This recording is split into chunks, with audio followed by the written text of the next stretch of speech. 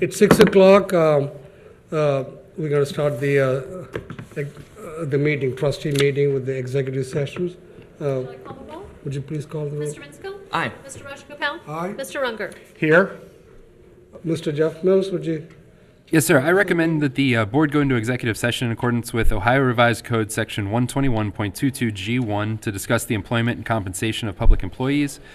Also, in accordance with Ohio Revised Code Section 121.22G2 to consider the purchase of property for public purposes. Also, in accordance with the Ohio Revised Code Section 121.22G3 to discuss pending or imminent litigation with the township attorney. And also, in accordance with the Ohio Revised Code Section 121.22G8 to consider confidential information relating to specific business strategy and to discuss negotiations with other political subdivisions respecting requests for economic development assistance. Thank you, Mr. Mills. I would motion we go into executive session. I'll second. Okay. Please. Mr. Minsko? Aye. Mr. Rajagopal? Aye. Mr. Runger? Aye. We'll be back. The trustees are back in sessions. Mr. Mills, you got anything to report? First, may I call the roll? Oh, okay. Go ahead. Mr. Minsko? Aye. Mr. Rajagopal? Aye. Mr. Runger? Here. Mr. Mills? Nothing to report. Okay. We have a motion to close the executive sessions? We don't need one. No, you don't need that. Okay. The next item is the Pledge of Allegiance. I'd like to invite Boy Scout Troop 641 from St. John Dry Ridge Church to lead us in the pledge.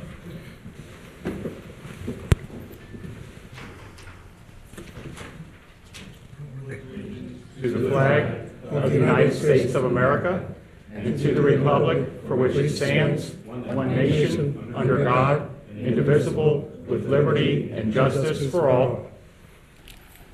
Thank you. Please remain standing. Let's have a silent moment of prayer. I'd like to urge everyone, keep Officer Dale Wood's family and children, friends, and fellow police officers in their prayer. Continue to help, let them go through this sorrow, this sadness. Let's have a prayer.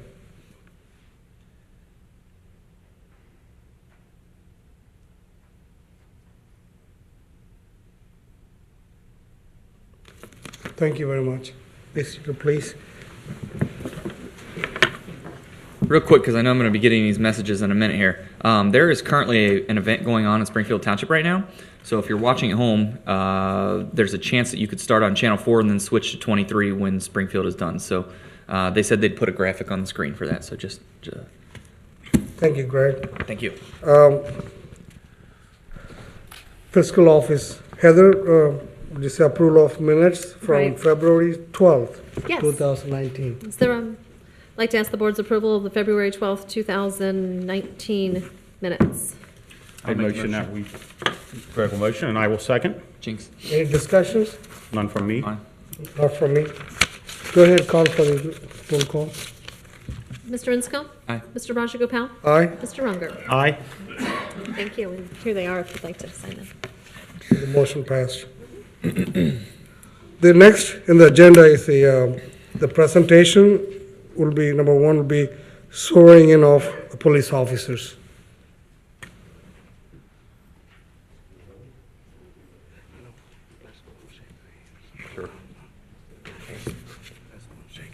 Good evening, Board.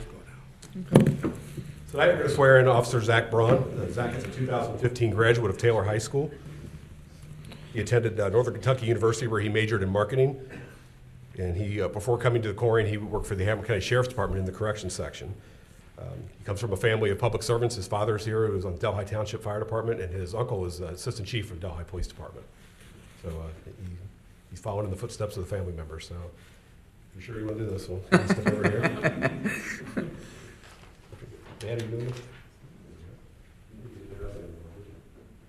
Raise your right hand and repeat after me.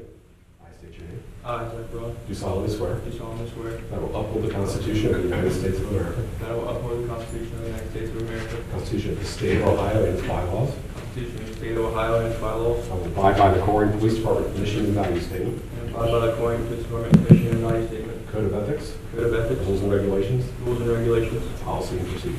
policy and I procedure. will faithfully discharge the duties of police officer I will faithfully discharge the duties of a police officer in and for Colerain Township, in for Colerain Township, Hamilton County, Hamilton County, State of Ohio, State of Ohio, to the best of my ability. to the best of my ability. So help me God. So help me God.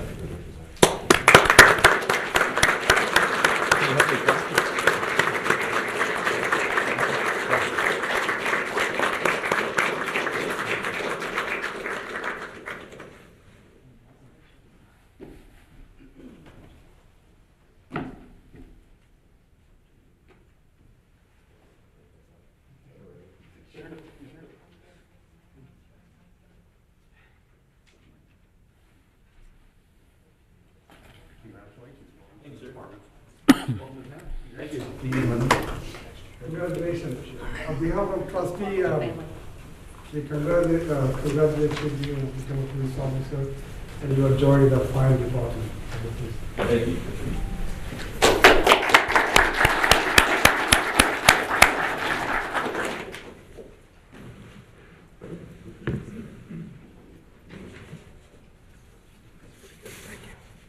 Thank you, Greg.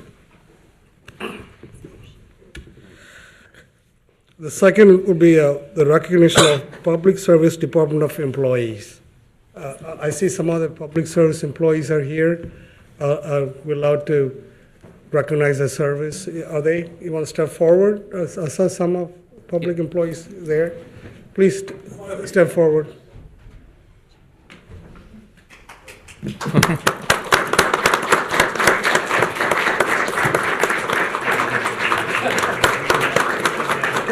Kevin, come on. Yes. Well, look, this is the few and the proud, but not the many. We have several more public services employees, but this is the time of year where we recognize the work that you do the most, maybe because it's snowing and you're getting up in the middle of the night and you're going out and keeping us all safe as we get on the road. Oh, Todd. Yeah. Yes, sir. Can't do it out time. Yes. So, we always take time to recognize our men in blue and our men in red, but the guys in green do a huge amount of work for the township too in keeping us safe, and we wanted to take a second to say thank you. Thank you. Yep. And we'll do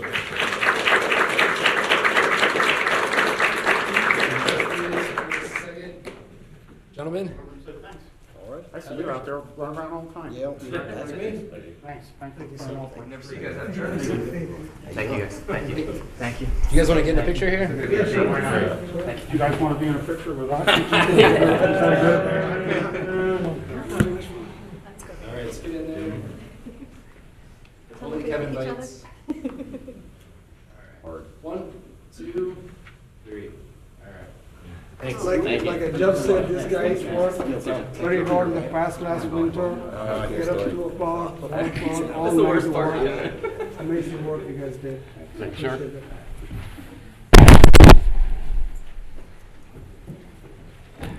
Well, I do know a particular 7th grader and kindergartner that wish you guys didn't do as good of a job on that. Busted. Yeah, we don't get to thank them guys nearly enough, that's for sure. So I appreciate you guys being here, even when you're not working, to accept our gratitude for sure. Because I'll tell you what, there are some cold nights they've been out there in the middle of the night that nobody else wanted to be out there, that's for sure. So I can't thank them enough. And actually, Dwight, when you're performing next, please let us know. We'd love to come check you out at the Funny Bone. Yeah. And their service doesn't end, when the snow stops. Nope. These guys then move on to fixing all the potholes that are rattling our cars right now, doing the crack sealing, maintaining all of the storm sewer basins, and loads and loads and loads of other things. In addition to all the work they do in our parks, cutting the 250 plus acres of grass and making our parks really shine. So their work is maybe most noticeable in the wintertime, but we appreciate you all year round. Amen. You're heroes of our town. Thank you so much for your service. The next on the agenda is a proclamation, April 4th, 2019, Active Day, Abatement Center Day. Mr. Unger will read this. Thank you, Raj. The Hamilton County, Ohio, be it proclaimed by the Township Trustees of Colerain Township that, whereas Active Day Beckman Center offers 3 traditional adult day centers and 4 adult day sports centers across the state of Ohio, and whereas Active Day Beckman Center provides professional nursing, registered nurses, and licensed practical nurses on site at every center. And whereas Active Day Beckman Center not only provides care and activities during the day, but also provides physical, occupational, and speech therapies on site or with preferred partners. And whereas Active Day Beckman Center is celebrating their 40th anniversary, providing outstanding adult care and services since 1979. Be it proclaimed that the Colerain Township Board of Trustees does hereby recognize April 4th, 2019 as Active Day Beckman Center Day in Colerain Township. Very good. And board, we have several representatives from Active Day Beckman Center here to receive the proclamation if you all have signed it. They need to sign it. Oh, okay. Well, we're signing it real quick and then we'll deliver it. Real quick, while we're doing that, since we have a second to kill, I'm getting word that the mic is not working at the podium. Can somebody check that to see if it's turned on? Because it could be something. She's got it turned off right now. Oh. It's on, you guys just weren't standing. We just weren't near. They weren't near it. Okay. Okay. Sign it. So they're here, right? Yes, they're here, so maybe we can invite you up. Yeah. Come on up. Introduce yourselves. Vote on that? Is it a vote? I got black ink, so let me use yours since you're blue ink. I would motion that we approve such a thing. I second it. I'll third it. Second. Very good. Seconded, call. In light of that, I will call the Call roll. for the roll, Mr. please. Mr. Inscombe? Aye. Mr. Rajagopal? Aye. Mr. Unger? Aye. Do you want to present? Yeah, go ahead. Oh, okay. Good evening. I'm Tom Thank you Chula. for go ahead. I apologize. I'm the Center Director at Active Day Beckman, and we just appreciate your time and your acknowledgement of what we do for adults with developmental disabilities. And just, again, we appreciate this proclamation tonight. With me is my Activities Manager, Karen Dobson, my Production Manager, Connie Jordan, and my boss, Regional Director, Melissa Morelli.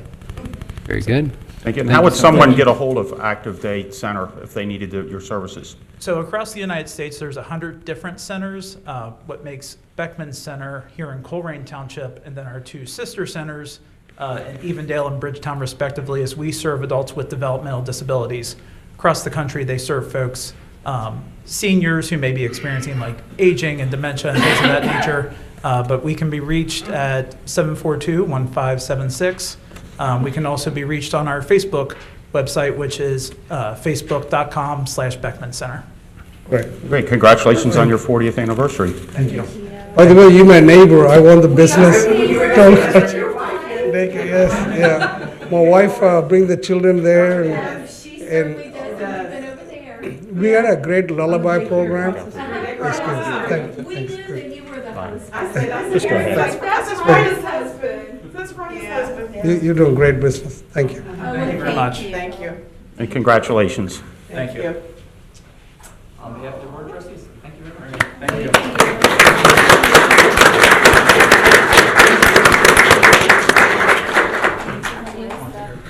All right.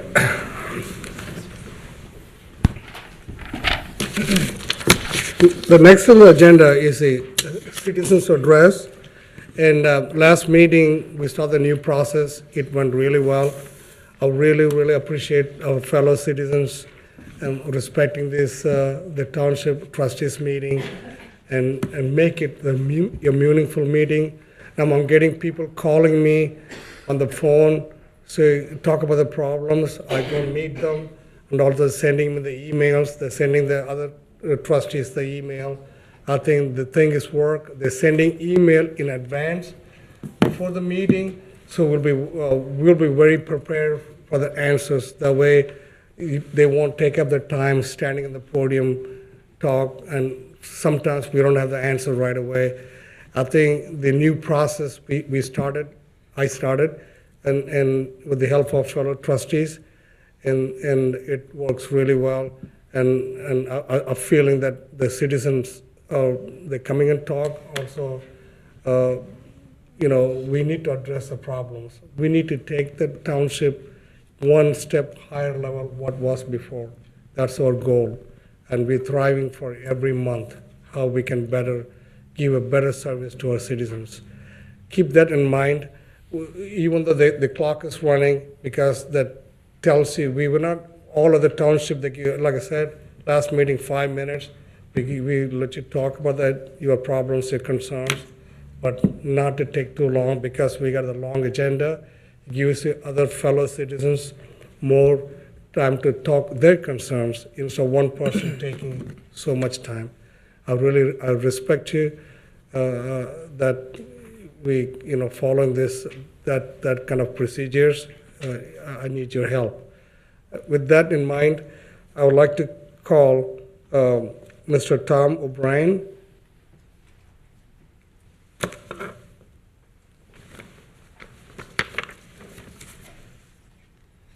How you doing, Tom?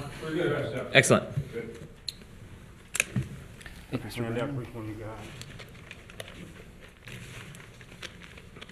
Hello, Tom.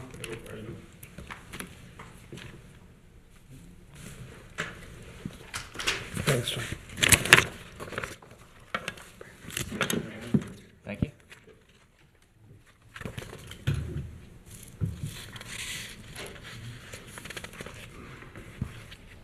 Okay. I'm here tonight to discuss the culture that appears to exist in the Colerain Township Code Enforcement. I will cite several examples of why I believe this to be true. While the employees may be trying their best, the culture of hand it off and wait seems to be the rule. We may not have the wherewithal to enforce our code, having to rely on some Hamilton County bureaucracy, examples, their court system and their calendar. I question the amount of expediting for each case. As another example, there are 3 flow charts on the website, and those flow charts range anywhere from 33 days to 79 days to handle the most extreme. And every problem that I've been involved with has went well over the 79 days.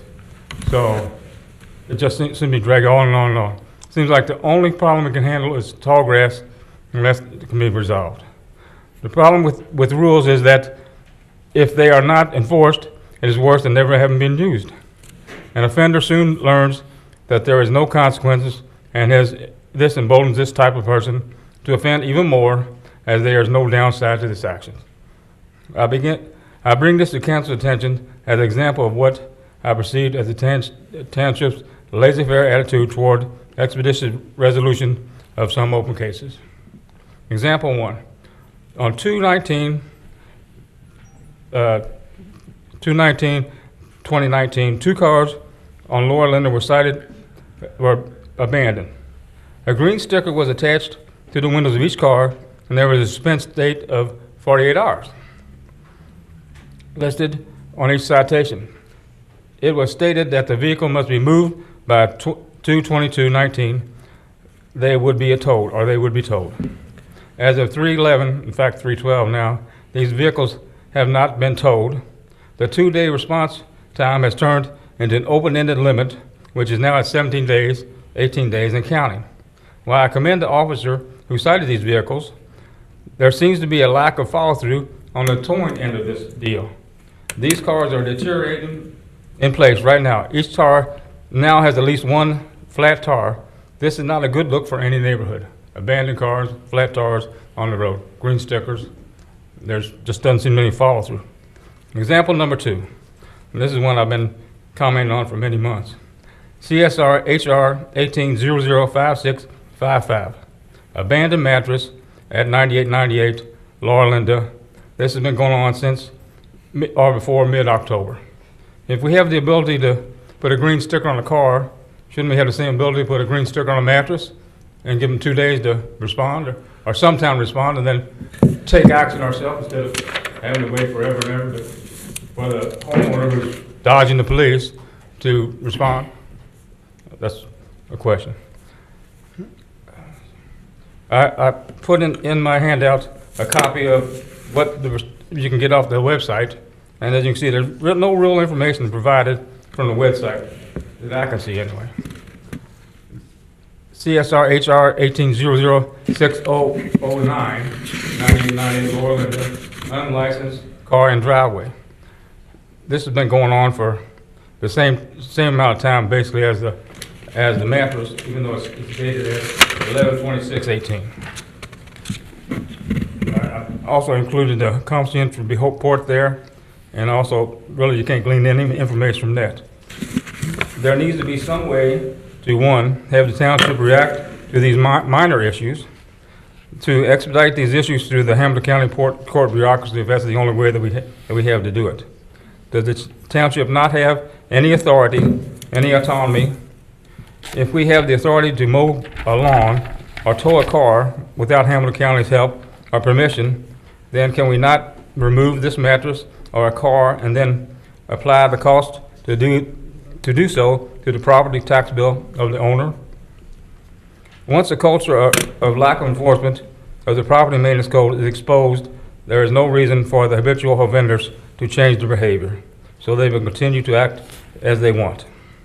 I have enclosed the latest correspondence with Chris Cavallero.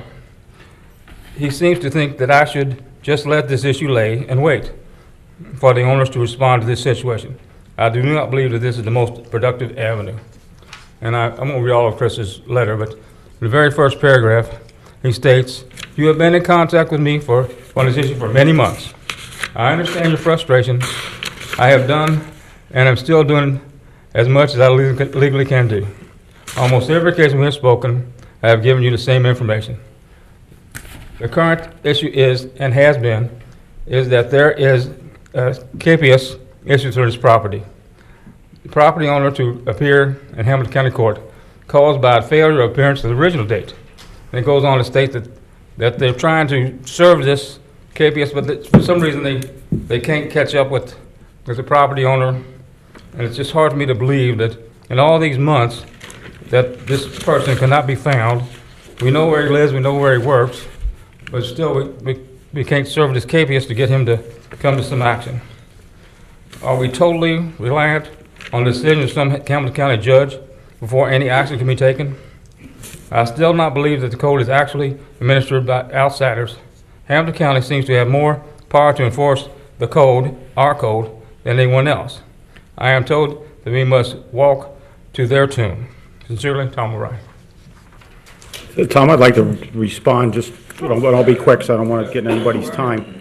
On Monday, March 4th, I went over and did a tour of several streets on my own, and there was just to let people know that stuff does happen, there was a car over on, there's one on Manhattan that's in the driveway with the torn up roof, and that was entered in CSR.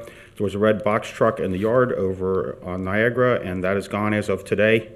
There's a red Taurus abandoned in a driveway on Marina. We just can't go into somebody's driveway and take their car, even though it's got expired plates. But we're working on that. There was a blue Capri with a flat tire on Gibraltar, and that got the hook. And there was a red pickup truck there with a drive shaft on the ground, and that got hooked and towed away. There was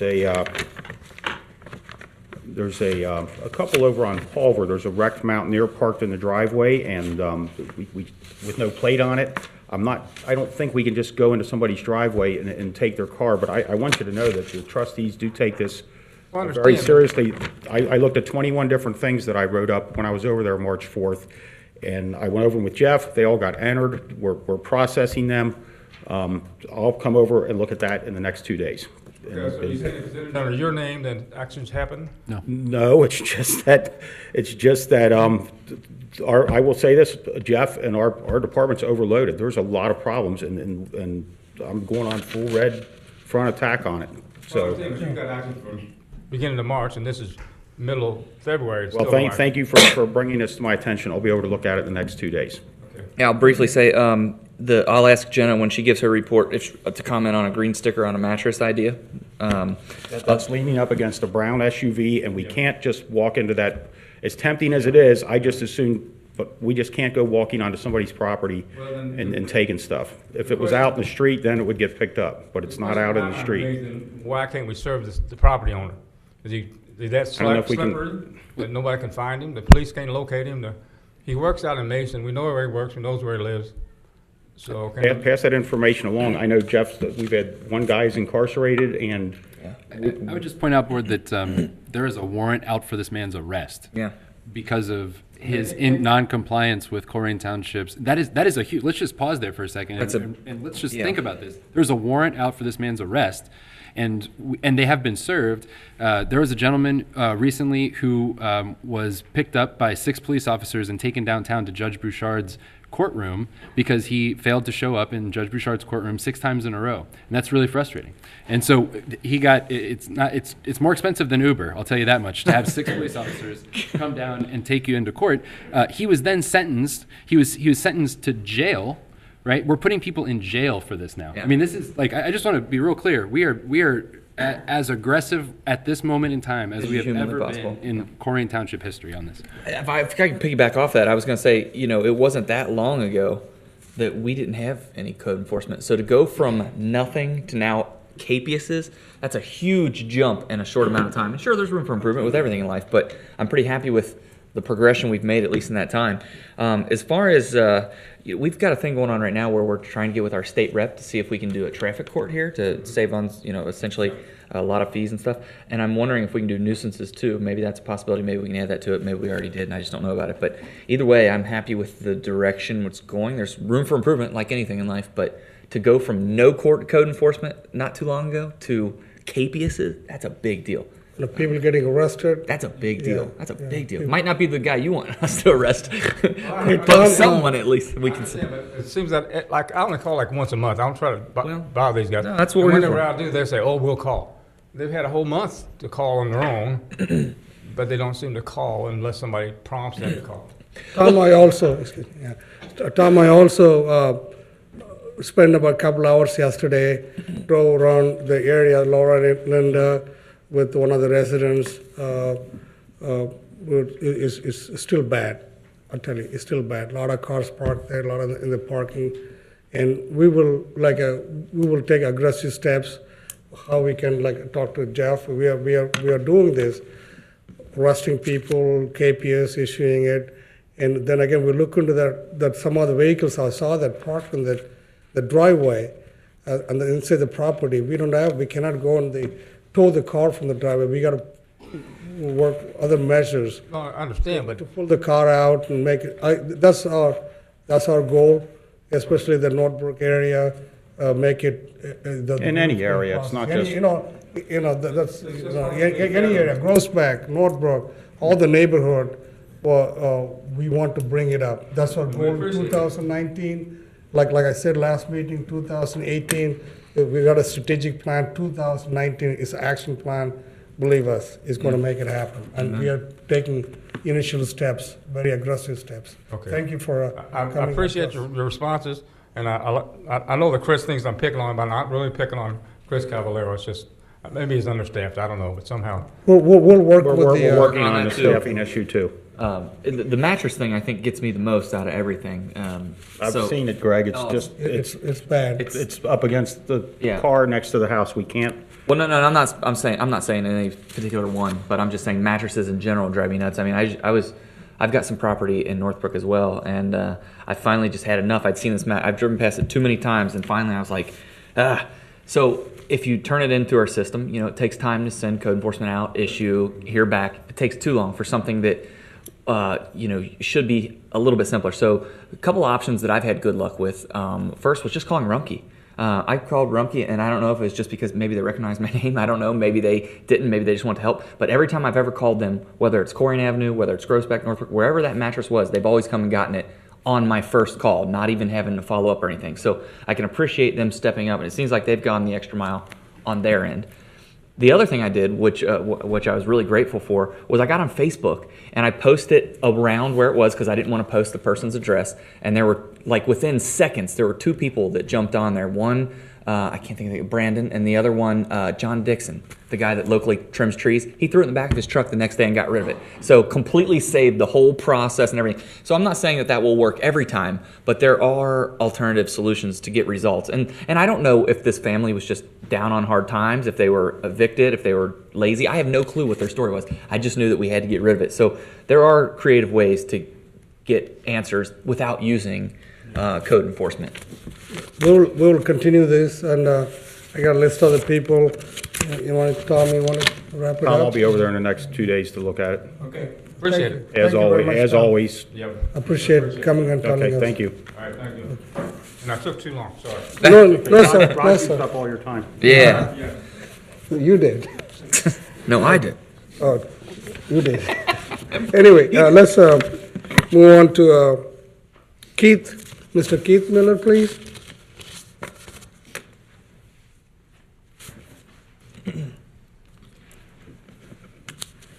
Hello, Keith. How you doing? Great. Hey. Hello, neighbors. Hey, how you doing? Really don't know how to start. I've been pondering on stuff for a long time. I'm sorry, I'm still stuck actually on hotels over here. But I've been pondering on it so long, I started figuring out the hotel's just a victim. The real theft is the resource center. That's the theft to us. Our administrator done sold the room what he sold it for, which I believe is probably half of what it's worth. I'm not going to say that number because I'd like to come up tomorrow and see the check on what we sold that for and to whom. I'd like to see the same papers on the Skyline Park sale, who we sold it to and for how much. Because I got this feeling that we're selling property and there's a middleman taking profit out of it as we take the loss. That's what it seems like to me. I could be completely wrong, and I'd like to prove that I'm wrong, but I'd like to know where our money's going, because I remember Ritter's favorite words was we was always broke. Of course we're broke if half of our money's being stolen all the time. So that's what I'm looking for. I'd like to see them papers on like that. And is there any papers on the Goodyear sale down here and the McDonald's? Did we purchase that property? I thought Kroger bought that. Kroger's bought that outright? I'm just curious, I got to watch everything, There was, the township played a role in that, but I don't know what it was because Frank Birkenauer was, I wasn't in this role. We can get you that information, though. I just want to make sure the role we're paying is not my money paying for it so somebody else can take half of it as profit. No. I just want to make sure that's I would not say going you on. could go on the, Keith, you can probably go on the Hamilton County Auditor's I site. don't have the, I mean, just the for, other site's good. I want to use that. After I get the information on Right. what was sold for, then I'm going to compare the numbers to see how much the difference is between what was sold for and what its value is. Because I know what this man said he sold it well, for. if you can look I'm not up, going to repeat it again, because I want to see the paperwork to see if it all matches. Because I really don't know. That- It's got me on all that for some reason. I'm just watching where money's going. Keith, I will find that information for you. I'll call you and let you know, Keith. Appreciate that, Raj. Appreciate that. All right, then I thank you, and Thank you, sir. I thank neighbors for listening. All right, bye. And thank you. sir.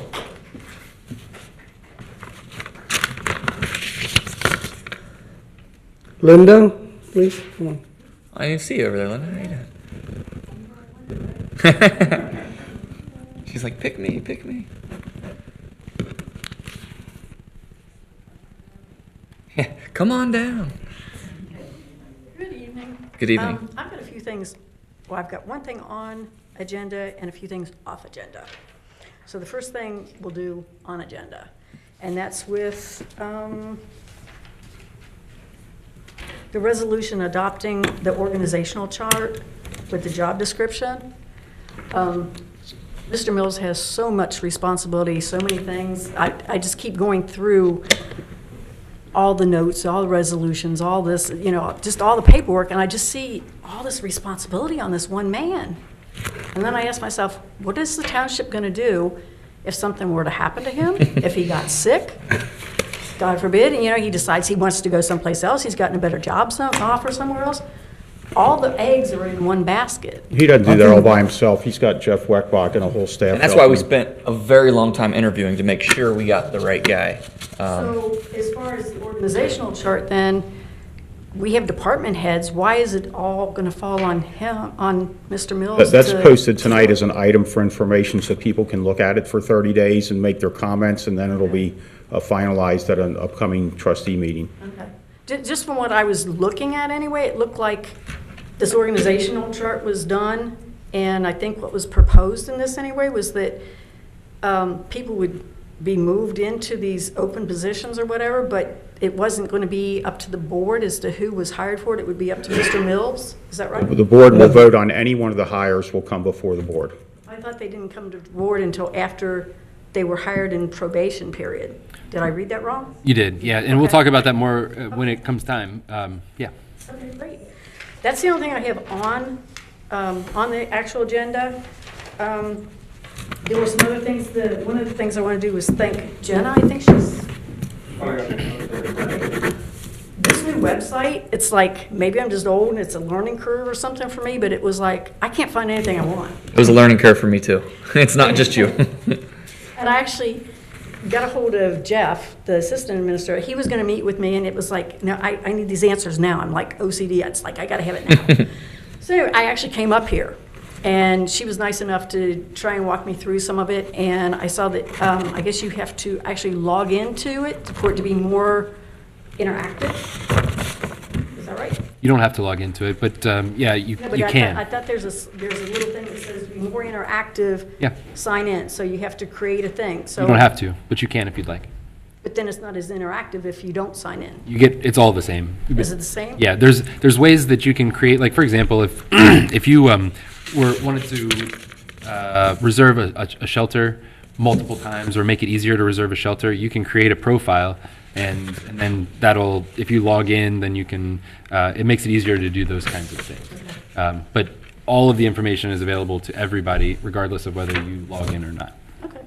I got a few more things, and I'm going to try and stay within my 5 minutes. One of the things that was brought up at one of the past meetings was the fines with Rumpke for some of the things like picking up things early, not whatever. So I asked for a request for records on that, and for the time that we've been under contract with them, not one penny has been collected from Rumpke in fines.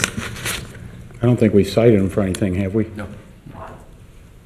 I think the one email that people coming early because of the construction's going on, is it Royal Heights. is Royal what you're talking Heights and about. stuff like that? Yeah. Yeah. So, Construction's, a lot of That bus one schools, makes sense.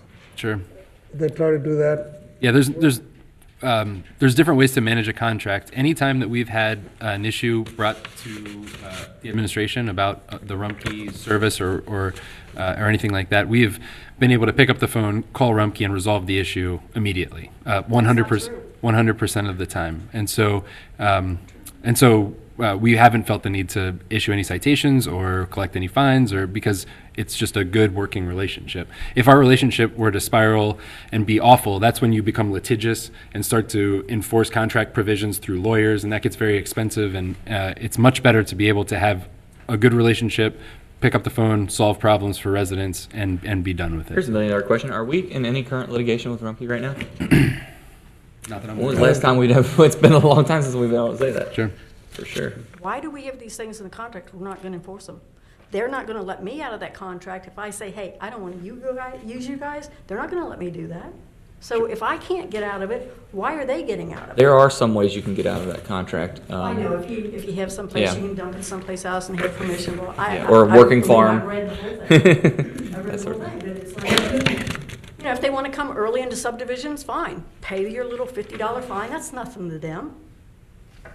I mean, this is revenue coming in that, not revenue, I don't want to even look at it that way. Yeah. But anyway, that was just something that I wanted to follow up on. One of the other things was the potholes. Thank you for coming out and filling my potholes. The only problem I have is all that gravel still in the gutter. And unless you see it, you don't understand it. It's like that gravel not only is in the gutter, but it's being thrown up into that grass area between the sidewalk and the road. And all it's going to take is my lawnmower hitting that, and it's going to throw it and put a window out, Or a motorcycle hitting it, and whatever. we could But run the it's street not- sweeper back there, I would imagine. I've never seen the sweeper. We're gonna take you for a tour then. I'm gonna show you the street Bring sweeper. the sweeper to my road, and I'll stand out there and wave to them. I'll go out there and All right. give them a glass of water. Jeff, do you know how to get a hold of Kevin Schwartzoff to run the sweeper back through that neighborhood? I mean, it's like, this gravel is like, I probably have a good 5-gallon bucket full of gravel. Yeah, Just- this time of year, it's awful because a lot of times. It's like, I can't pick up a 5-gallon bucket. Absolutely. They're filling potholes, couldn't they pick that up and, I don't know, is that something they can do along with it? So the street sweeper is something that that is on a schedule, but if there's a hot spot, then we can deploy it and hit that hot spot. Okay. I'll look into the sweeper. Hurry this up to get through everything. The other thing is, and I contacted Raj about this, was Groesbeck area. I live in the Groesbeck area. I want to see Groesbeck better. I mean, this is honest God's truth. I have found a crack pipe in my side yard. I'm now finding needles in my side yard. I don't want that going in my neighborhood. Something that we talked about this, the Groesbeck is also one of our areas need to build a stronger neighborhood. And I suggested we create a community council for the Groesbeck and meet with the police chief and fire people, fire chief, and how we can better this area. Something that I also mentioned to chief, I met last week also with 2 lieutenants.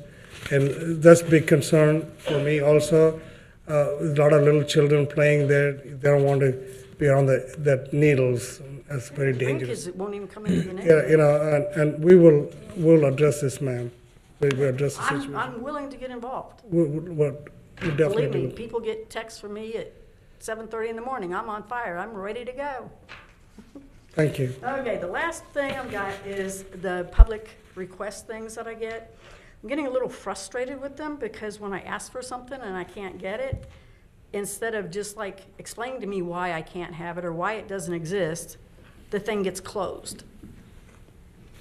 And one of the examples is something I was working on, which was I was researching the Volcanoes Resource Center. And on the Resource Center, this is something that I met with Raj about, and everybody got a copy of this email, so it's not like I'm just throwing this out there. According to what I've seen on the website anyway, that the Resource Center, the township bought it and was reimbursed by a redevelopment grant. And I just wanted to see a copy of that grant. I wanted to see the verbiage of that grant. The email that I got back was that it didn't exist, even though it's all over the website for the Resource Center saying that we got it with a grant. Where's the grant? Are you looking for a grant application or?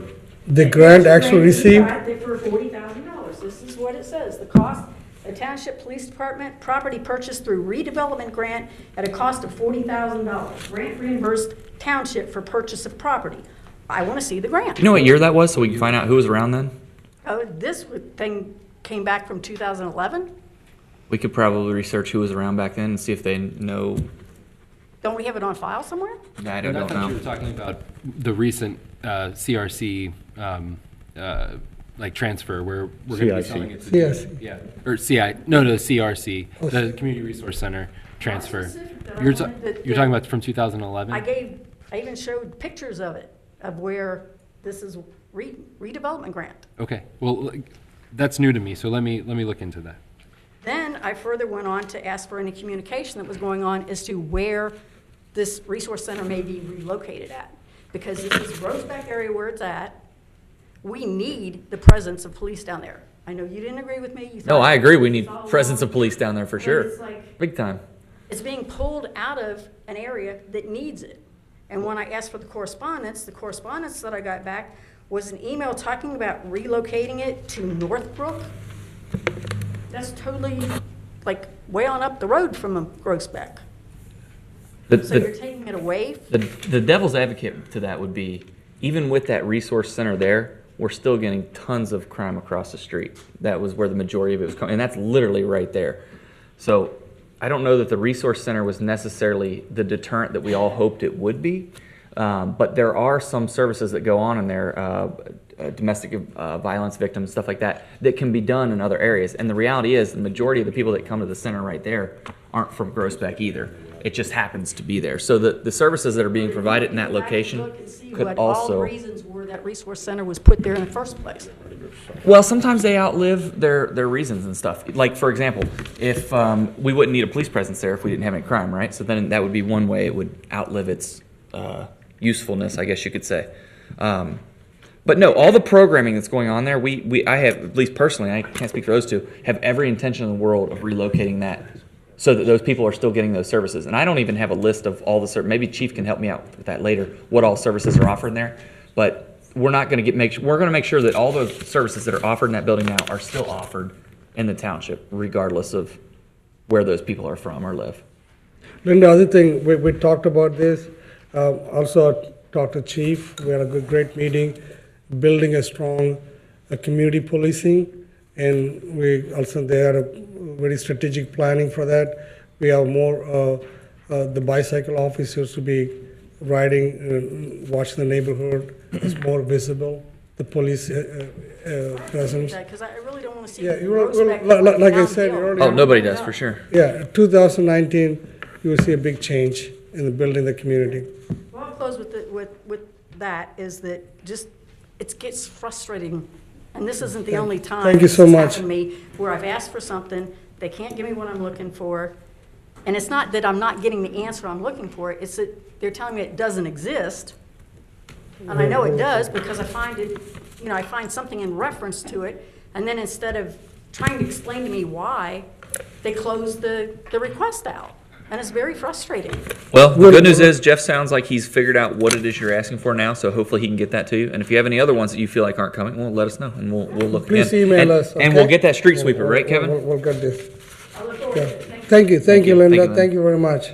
Thanks for talking to me, I had a great time listening to you.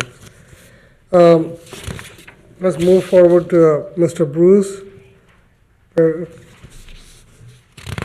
you doing, Bruce? Doing fine. How about you all? Good. Just two things. One, to commend the administration for going forward with the generation of the position descriptions. I didn't read all of them, but went through them. I saw, format issue I talked to Jeff about, but I think it's a great improvement and great going forward. Thank you, sir.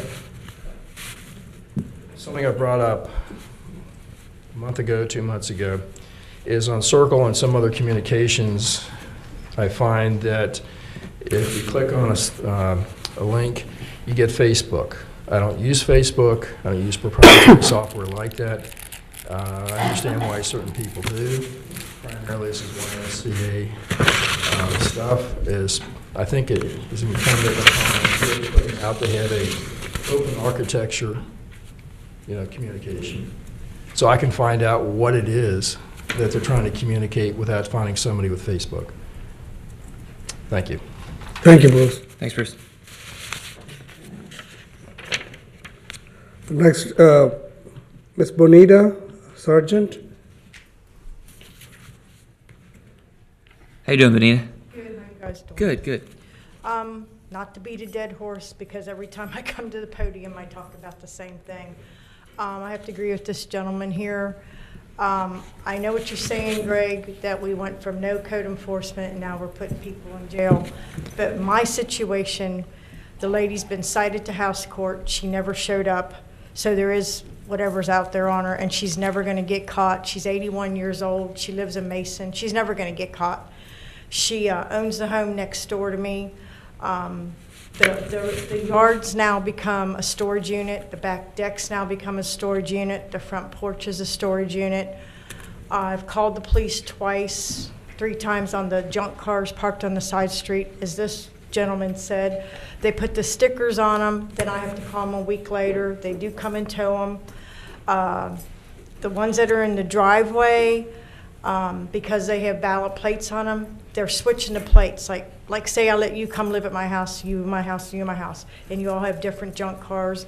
I got 2 legit cars, so I give you a plate off of one of my cars, you a plate off of one of my cars, and you a plate off the other one of my cars.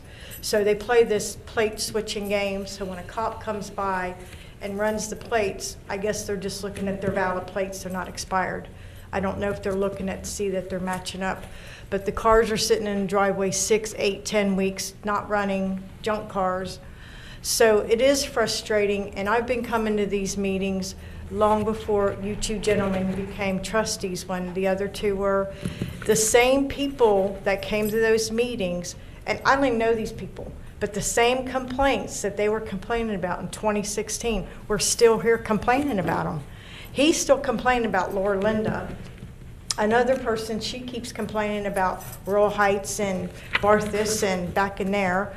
I've complained about this street for over 2.5 years, both me and my sister. So I go in person to see Chris. I'm not going to badmouth Chris. The poor guy's doing what he can do. But I have to agree with this gentleman. The way you're enforcing our codes, it has to be a faster expedition and expedite of not, because I can go to Chris and say, cite her back into court. She lives in Mason. She's not going to show up in Hamilton County downtown court. She's not going to do it. So I have to continue to look out my front door, my back door, my side door, and see junk, junk, junk, junk. The chief of police, one of his detectives surrounded this house August 21st. A complete SWAT team was out there. They surrounded the house. They found drugs in the house, which I knew they were going to find. It's a Mobile type drug house. They keep people in and out, in and out. You know, I'm to the point I don't care about the drugs anymore. As long as you're not doing it on the back and front porch, you're not snorting and shooting up in front of me, I don't care anymore. But the junk cars is exactly what you're trying to make us a better township. You're trying to make Groesbeck and Northbeck better. But these are the things that frustrate, and it's the same people. So if I was sitting in your chair, I would go to Chris and say, will you please handle this man's stuff first? Will you please shut Bonita Sargent up second? Will you please shut her up? Then work the rest of the, because we're the same people that are coming. So why aren't you paying attention to us What street are the that cars are on, coming? Bonita? Please. What street are the cars on? Lumberville. Back there off of Galbraith across from Car Star? Yep. I've been back there and been to your place before. I do what you said, and like you said, you said Chris is doing everything he can do. So if he's doing everything he can do, and we're sending him to do everything he can do, then we're doing everything we can do. But I do wish I could make everyone happy, for sure. I hate seeing the same people complain, regardless of the validity of their complaint. I want to make everyone happy. That's human nature, right? But to your point about them not having a license, I was getting ready to say, that kind of stuff, it catches up with people eventually. And then in the next breath, you said they're doing drugs. Well, it caught up with them, didn't it? So, I would say it's going to catch up with them yet again and again until, something more drastic, I guess, unfortunately, has to happen before they learn their lesson. But, as far as the extent of what we can do, I do believe we're doing it legally, because unfortunately, criminals and even people that are just don't live the way we would live, they have rights too, which is frustrating sometimes because, like the mattress thing, that something like that is just crazy that something so simple could take so long, but they have rights too, and that's just the reality, I understand she has rights, but this has been going on 3 years, Yeah. and the storage of the junk's getting more massive and more massive and more massive. And it's not fair to me and my sister who have to live on each side of her that we have to be subjected to that. Oh, you're on each side? You and... Brenda. Oh, you and Brenda are on... Yeah. So you got to buy the house in between, build a bridge. That's what you got. See, I just solved all the problems. Well, I think that's the one where I came over and I went outside and I didn't see anything, but somebody was coming out through the garage, and as they opened up the door, Yes. the cascade of stuff started Yes. coming out from under the door. She's got it packed from the front, and I don't care about her. That becomes Well, a that's a board. fire, There's other ways to pursue that. Yeah, Board of from the Health. front to the back. And now she's doing the front porch, the back deck, and now she's doing the whole backyard. I mean, it's You know what the just street number is there off the top of your head? 3413 Lumberwell. I'll ask Jenna when she gets up here if she has an update on that. 3413 Lumberwell. Okay. Okay, my second thing I wanted to talk about is the $96,000 study. You guys, this was long before your time. In 1997 or 98, the ODOT lady said that a task force was created between Hamilton County Engineers, Colerain Township, and ODOT, and those are the people who sat down and came up with that brilliant idea of the concrete barriers, which I hate. If you talk to the chief of police or if the chief of the fire department was here, that is a horrible, hazardous thing to come up Colerain from Groesbeck or come down Colerain. When you're in gridlock traffic, you can't move, and the ambulance and the fire trucks cannot get up there because of the concrete barriers. But what she said was there was a reason why they decided to do that, and they got the final decision because it was their road, ODOT. But she said this $96,000 study is a consultant that you're paying to look at the street, and you're looking at beautification, you're looking at this, you're looking at that. My concern as a taxpayer is, why was that a done deal that you will hire a consultant Why didn't you tell us prior to 3 or 4 weeks ago that that was going to happen? Why was the money spent? Because you, Greg, I always admired you for what you said when the other two were in here about transparency, and you showed receipts because they weren't buying lunches and dinners in Colerain Township. Yeah, it was bad. So you, I thought, would be more transparent. And I did, and we told months leading up to that. Not days, not weeks, months leading up to that we were talking about it. So I don't know how you missed it, but yes, we did. Yeah, it's a formality. We've been talking about beautification since well, you guys been here what, a little over a year now? So over a year we were talking about it. So, and when did we vote on that? 3 months ago maybe? So for a solid 6 months. So if you didn't realize that was a formality or somehow that got missed, because we have been insanely transparent about that, because to a lot of people that is a lot of money. The reality is if it would have been done 30 years ago, it would have been a fraction of what we paid for it, but it's something that had to be done. You know, Raj's complaint was that we needed to get Hamilton County and ODOT involved. And that's a wonderful idea. The problem is they just don't care. And we reached out to them afterwards, and they ended up, they have an email they sent us saying that they didn't want any involvement, they didn't care, they weren't going to take any of their time to help us with essentially what's their issue. Unfortunately, it's our backyard, so we have to do something about it. It's frustrating. Now, as far as the police and fire not being able to navigate those concrete medians, they do. They are not the ones that complain about it. I get an astronomical amount of complaints from residents about those concrete barriers. But the one thing that I don't get complaints about, and per public record request, last I did it, we have not had one head-on collision since those barriers have been installed. So are they an inconvenience? Not really. I mean, there's only 2 businesses that I could count that were affected by not being able to make a left-hand turn into them because of the barriers. One of them was Wendy's, which has been since remodeled. They've been there 30 years. They're doing just fine. So clearly it's not affecting their business. The other one was, I think, Pep Boys, if I'm not mistaken. Well, Firestone is gone also. If Rogan Tire is not there anymore because. Firestone, yeah. But that had nothing to do with why they closed down their business. You can't turn in there going south. No, so. no. And you wouldn't want people turning in there going south. It would be a bottleneck that would funnel, then it would create right, but from the all way business down. owner's point of view, he lost 50% of his street traffic. No, that would have been way before. Well, street traffic you're saying, Yeah. but the business itself, that's news to me. If they're saying their business went out because of that, that's news to me. But Let's move on. Yeah. Go ahead. Yeah. Okay, Thank you. Thank you. Thank you, Leonard. thanks, Benita. Thank Benita, sorry. All right. Next on the list, Ms. Carrie Davis.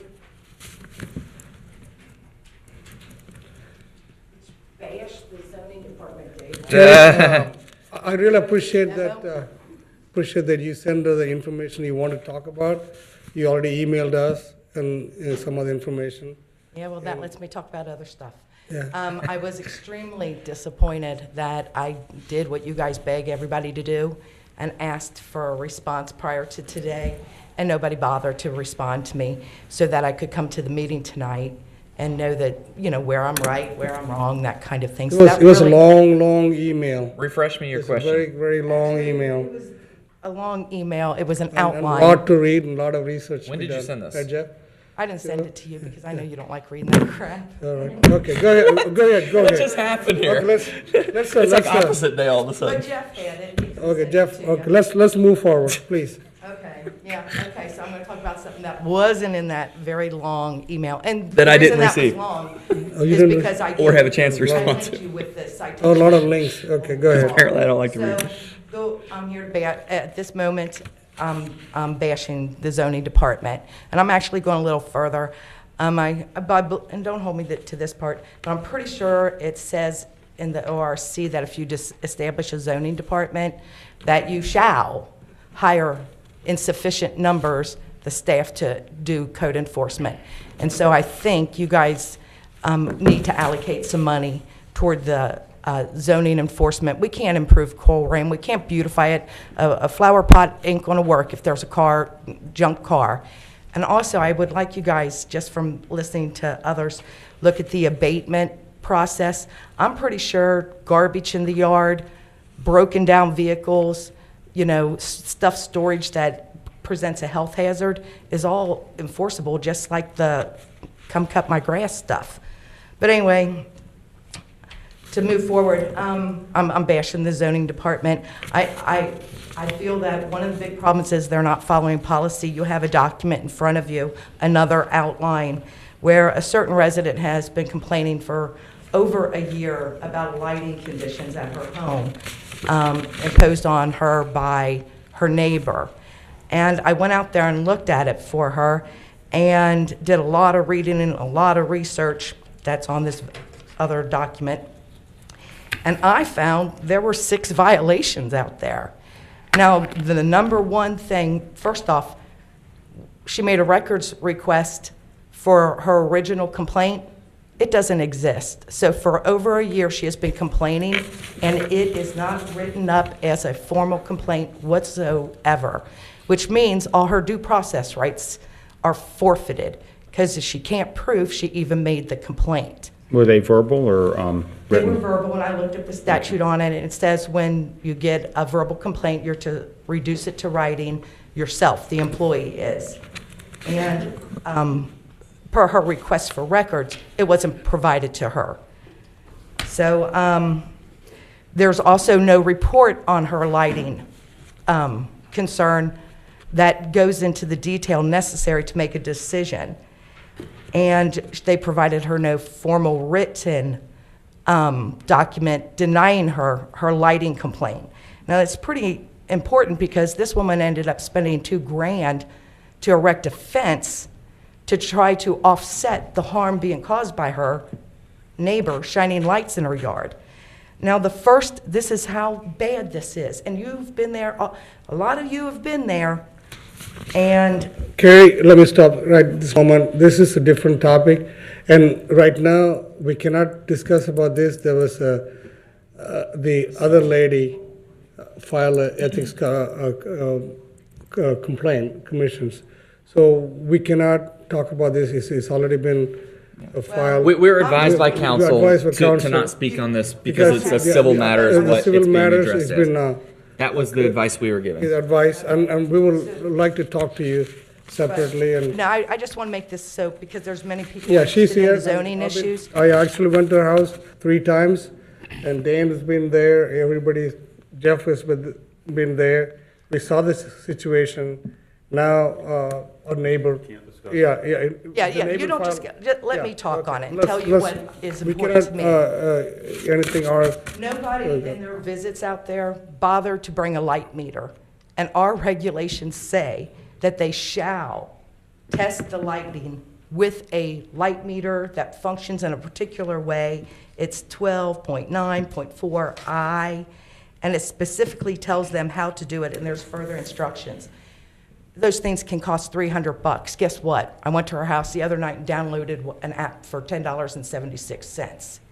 So I can't believe this woman's been complaining about this issue for over a year, and not one person in zoning went out there with a light meter as required by our policy to make a definitive, instead of a subjective, a definitive determination of what the lighting problem is out there and quantify it in numbers. I think people are being, I think our zoning department, from what I'm hearing at the meetings, is more interested in determining the veracity of the complainer instead of the value of the complaint.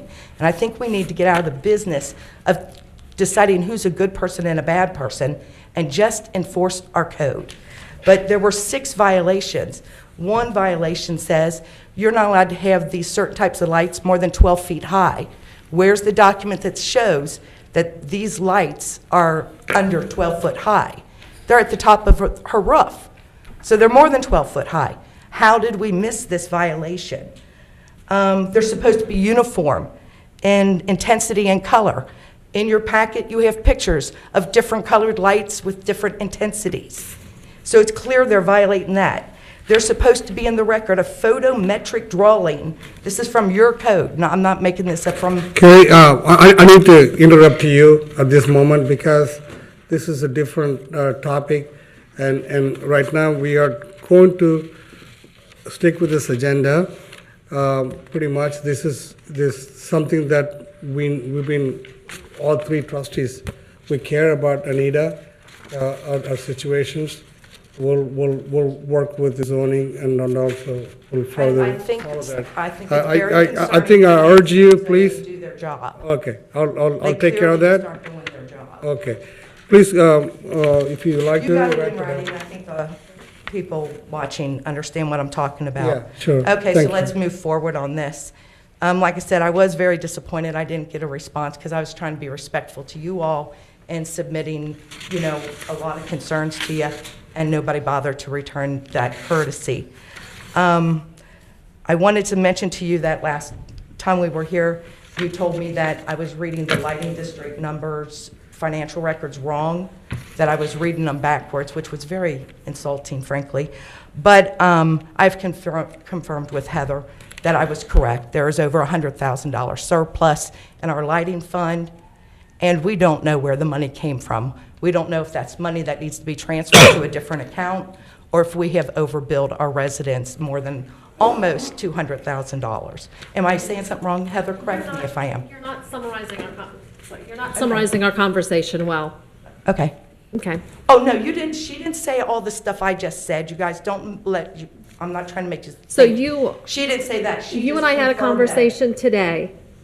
That there I had is a a conversation surplus. today, but I don't feel like what you and I spoke about was what you just said. Yeah, these are not her words. The only thing I'm attributing to you is confirming that we do have $100,000 in the account that we don't know where. But you don't know where it came from. Can you look into that, Heather, where the money came from? Oh, it's not even that easy. That's a big task to ask. Never mind, her Heather.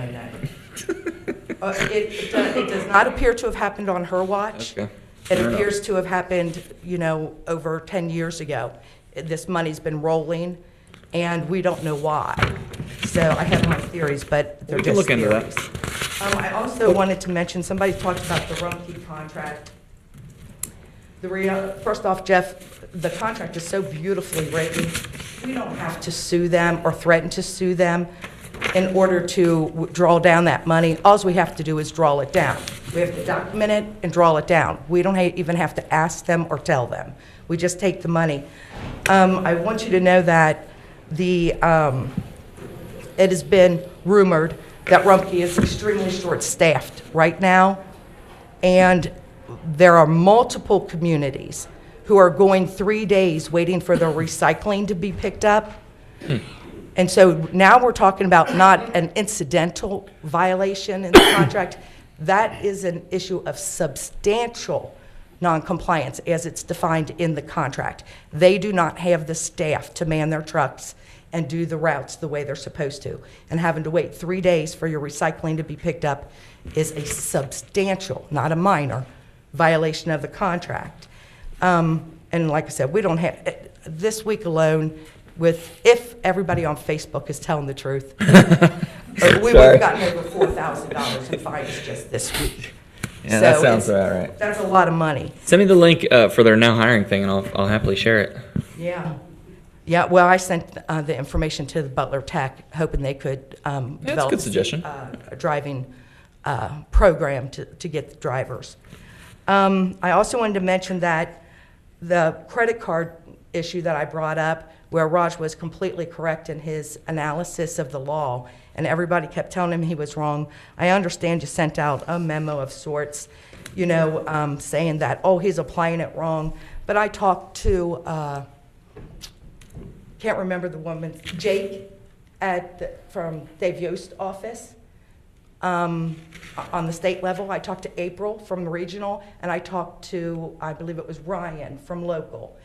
And number one, all three of them said legislation is coming around the corner. It was a mistake that they did not properly include the procurement cards into the original legislation, and so that is coming around the bend sooner than later.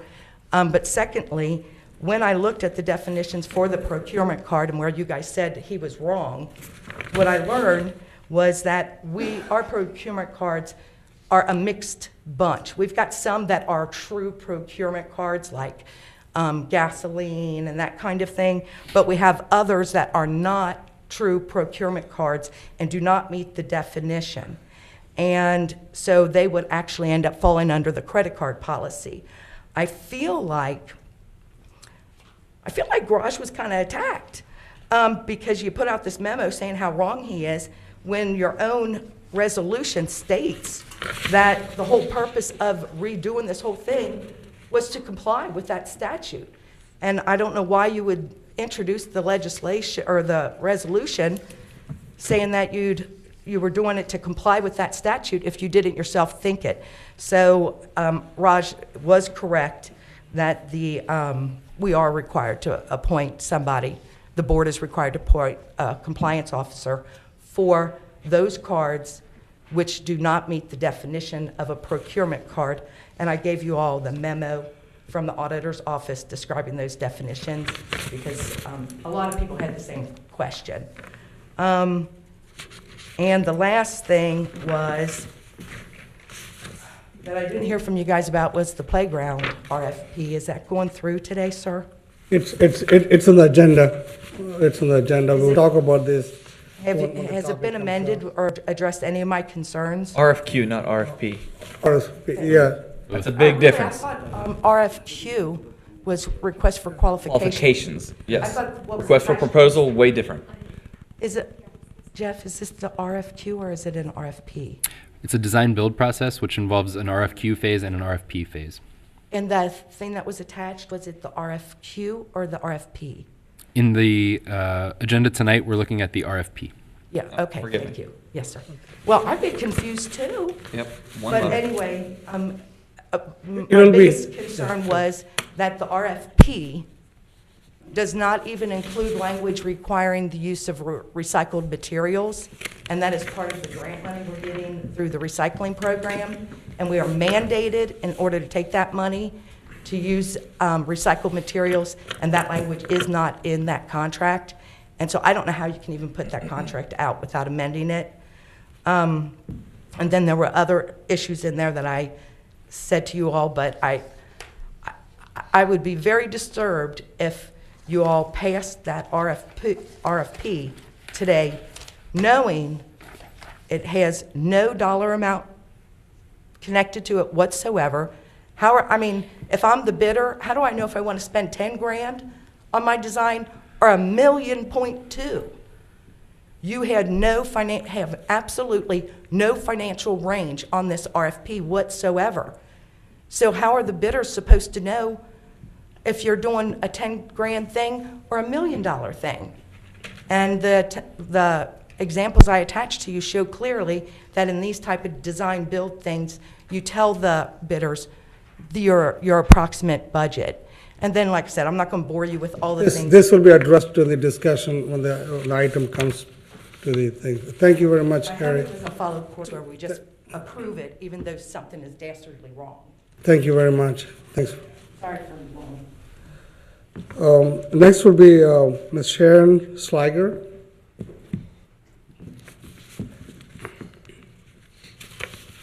How you doing, Sharon?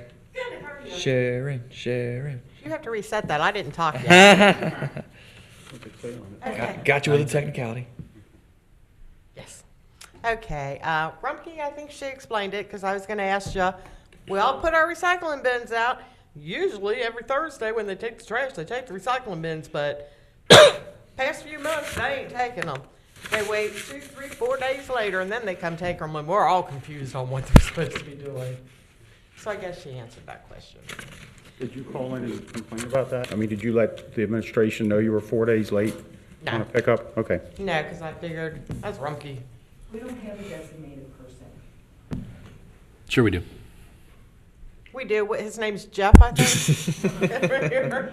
We're just going to pile more work onto Jeff over here. As Linda said earlier, he's an important guy for sure. Yes.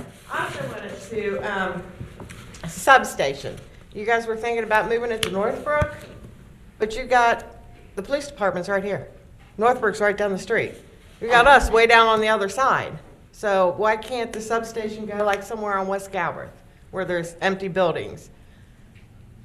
Keep it in our area where we lack it. The main thing with the substation is not so much the location itself as the programming inside it, and that was my main thing. I want to make sure we're not losing that programming. The second part to that question is where would we put it? We were very lucky, if I'm not mistaken, we were given that building. It used to be a bar or something like that, and now we've also been given other space that we can use. For example, the mall. The mall generously gives the police and the fire department their own separate spots in the mall. So there's space there, and I'm sure there are other landlords that aren't using space that would probably allow us to have something there, or we could do it here if we needed to.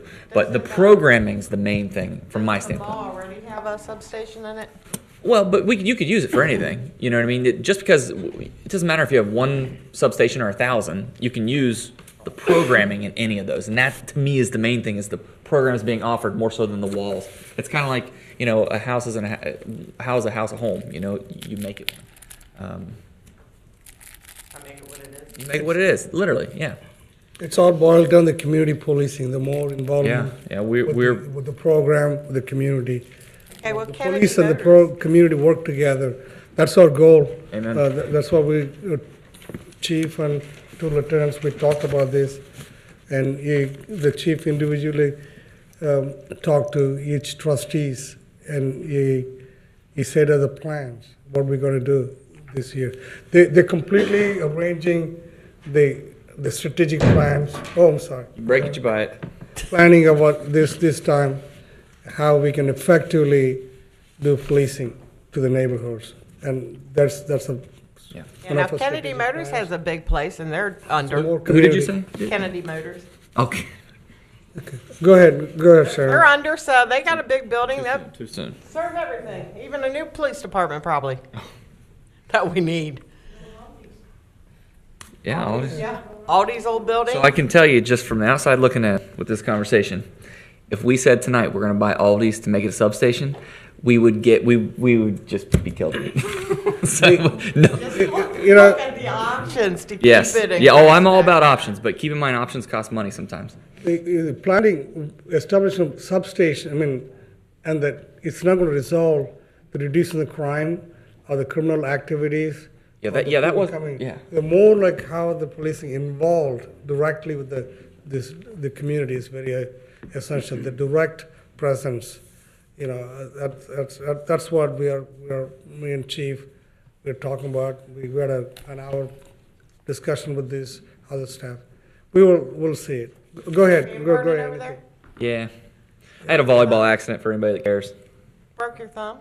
Wrist Oh, okay. and my heart. And your heart? Sorry. Thank you. Chief Denny, I did want to thank him.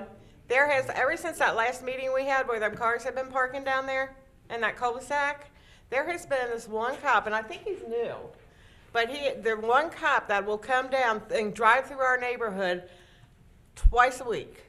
He doesn't do it every night, but he does do it at least twice a week because I see him doing it at least twice a week. And he comes different times, so thank you for that cop being down there. Make them a pie. Huh? They probably like pie, I guess. Yay, come on, officer. He's good. Yeah.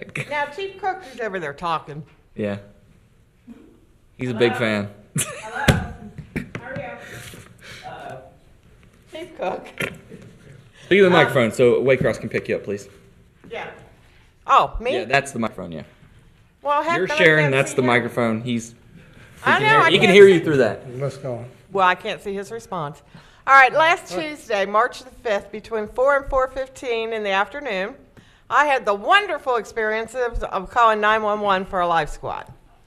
The two paramedics that came to my house were so nice and very professional, and they had to take my brother, and when they took him in the life squad, he said, and he loves to joke around, he said the guy in the back of the squad, the paramedic, was even joking with him, which made him feel less anxious, less excited, It really calmed him down a lot that guy was in there. So thank you. I do appreciate it. And you can let him know my brother was in surgery 12 hours after they got him there. And today he was released to a rehab. Amen. Awesome. Thank Thanks you. for sharing that. All right, now, I ain't done with you all. Oh, man. I know You're supposed to finish on a good note. What do you got? Damn picture. Here it is. This picture right here, I'm going to show you. I already showed it to Kevin. That is a hole on one of our streets where the I kids... saw that on the internet. Yeah, where the kids are falling down or jumping down into the hole and stuff. Do you think the construction crew could put a slate on top of it? What's The the lights are address, right ma'am? across the street. What's the address? Do you know that? You said you sent it to Kevin? I showed Kevin. Kevin, can we your can we have them look into putting something over a grate or something over? Do you know this place? Okay. He said yes. Okay. Problem solved. Next. We'll talk to Kev. Thank Yeah, I you. showed Kevin too. Yeah, well, Kevin will take care of it. All right. 'cause Thank we you. don't want the lunch guy coming down there again. Yes, agreed. Way past my house. Oh, thanks, Okay. guys. Thank you Thank so you. much. That's very good, thank you. The last is Miss Kathy Moore, please. Kathy Moore, yeah. Good evening. I'll try to be brief. At the last couple of meetings, Sorry, Kathy.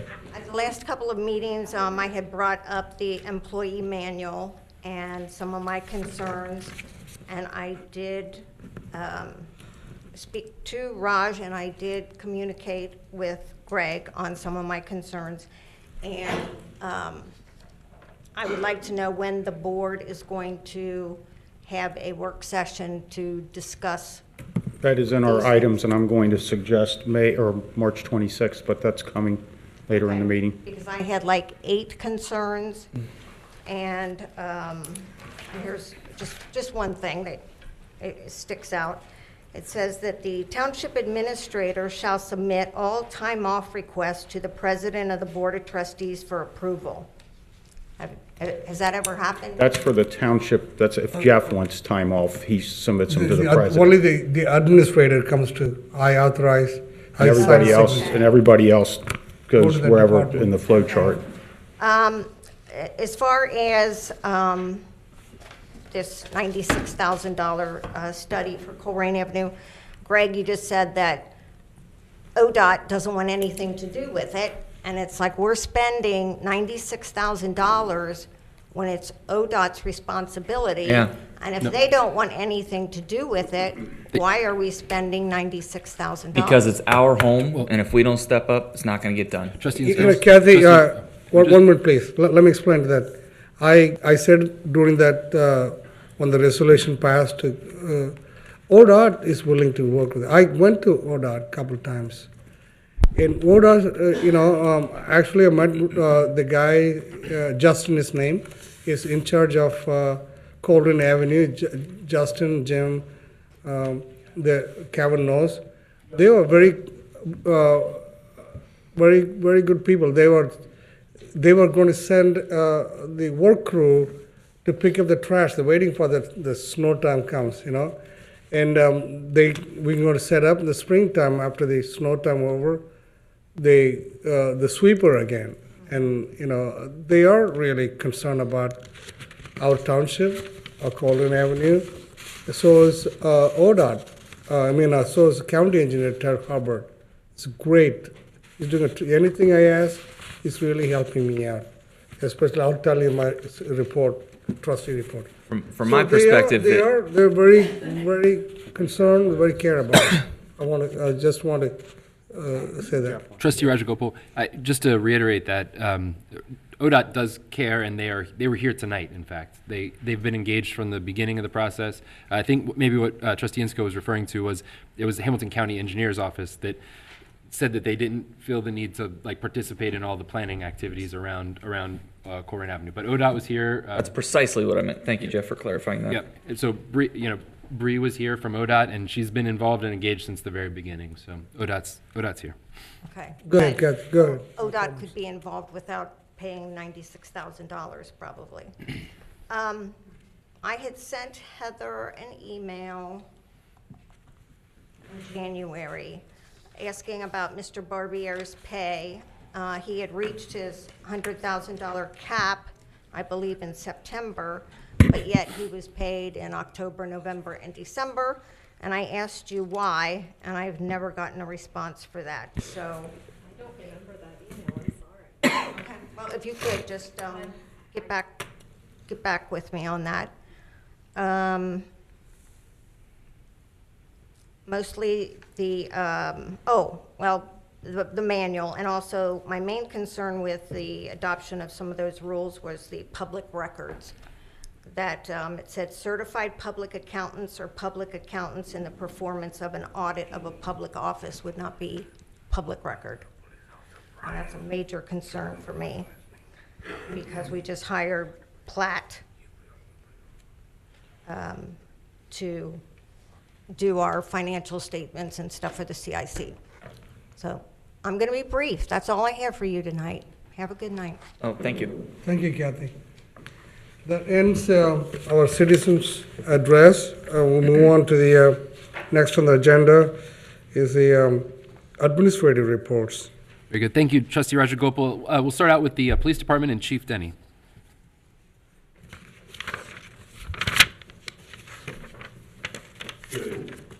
I'll give you the police activity for February of 2019. The officers responded to 3,146 calls for service. Took 165 vehicle crashes. Of those, 23 had injuries. Investigated 28 hit skips. Made 233 traffic stops, 183 traffic citations, 12 DUI arrests. Responded to 188 alarm drops, with 91% being false. And responded to 60% of the calls within 5 minutes. Yeah, I don't know what that is. Cell phone interrupting? It's fine, go on. Thank you.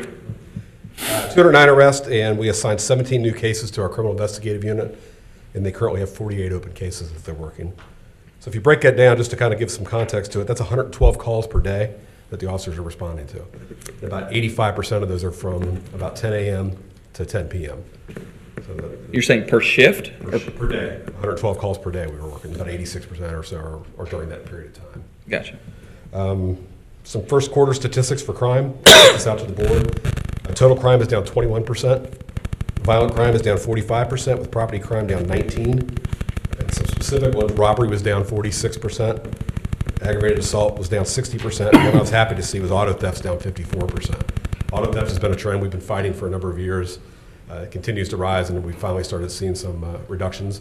We did some announcements at gas stations and some public service announcements that way, just to kind of get the word out that during the cold weather, please don't leave the car running, because that's about 8 out of 10 of our vehicle thefts are because somebody left the car running. And the driver's mat is not a place to hide your keys, because they know that too. So a couple things that just helped us out a little bit, and getting that word out, I think, has really made a big difference and helped us. The Haverkamp Foundation is going to have their annual 5K benefiting local police departments with canines. That'll be Sunday, April 7th at 9 a.m. I left some flyers out by the front where people signed in. Registration and donations can be made at matthaverkamp.com. Our canine Teo was an actual donation from the Haverkamp Foundation. That's about a $8,000 to $9,000 cost that they took care of for us. The 5K is in memory of their son, Matt Haverkamp, who was a canine handler for Golf Manor. He died in a crash in 2005. Beginning last year, and for much of this year, there's been a ring of large-scale cigarette thefts occurring throughout the county and throughout the region, actually. The thieves conduct smash-and-grab thefts at closed convenience stores, taking thousands of dollars in merchandise. Several departments have been actively tracking these suspects with no luck until Friday night.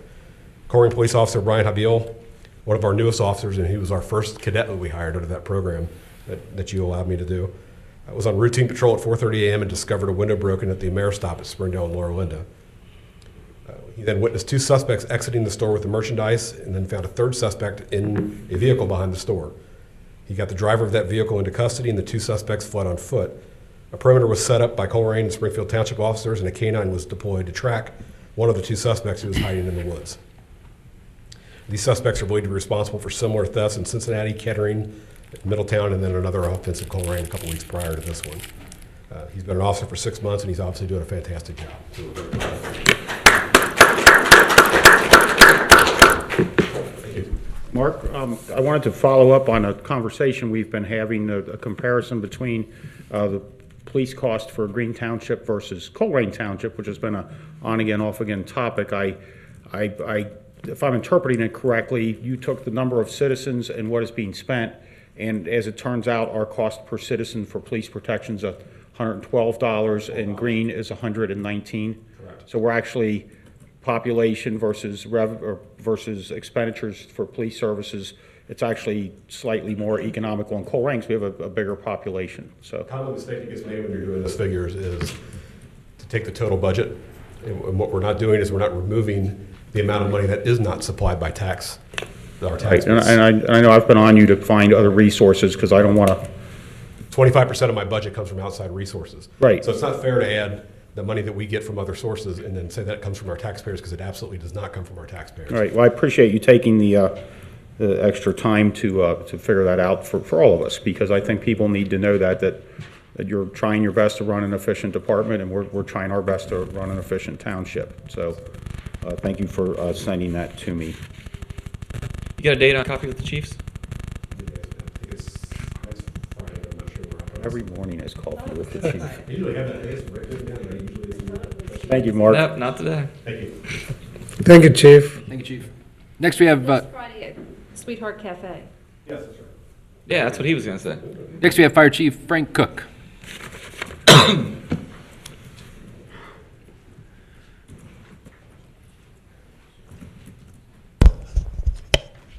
Good evening, Board. Good evening.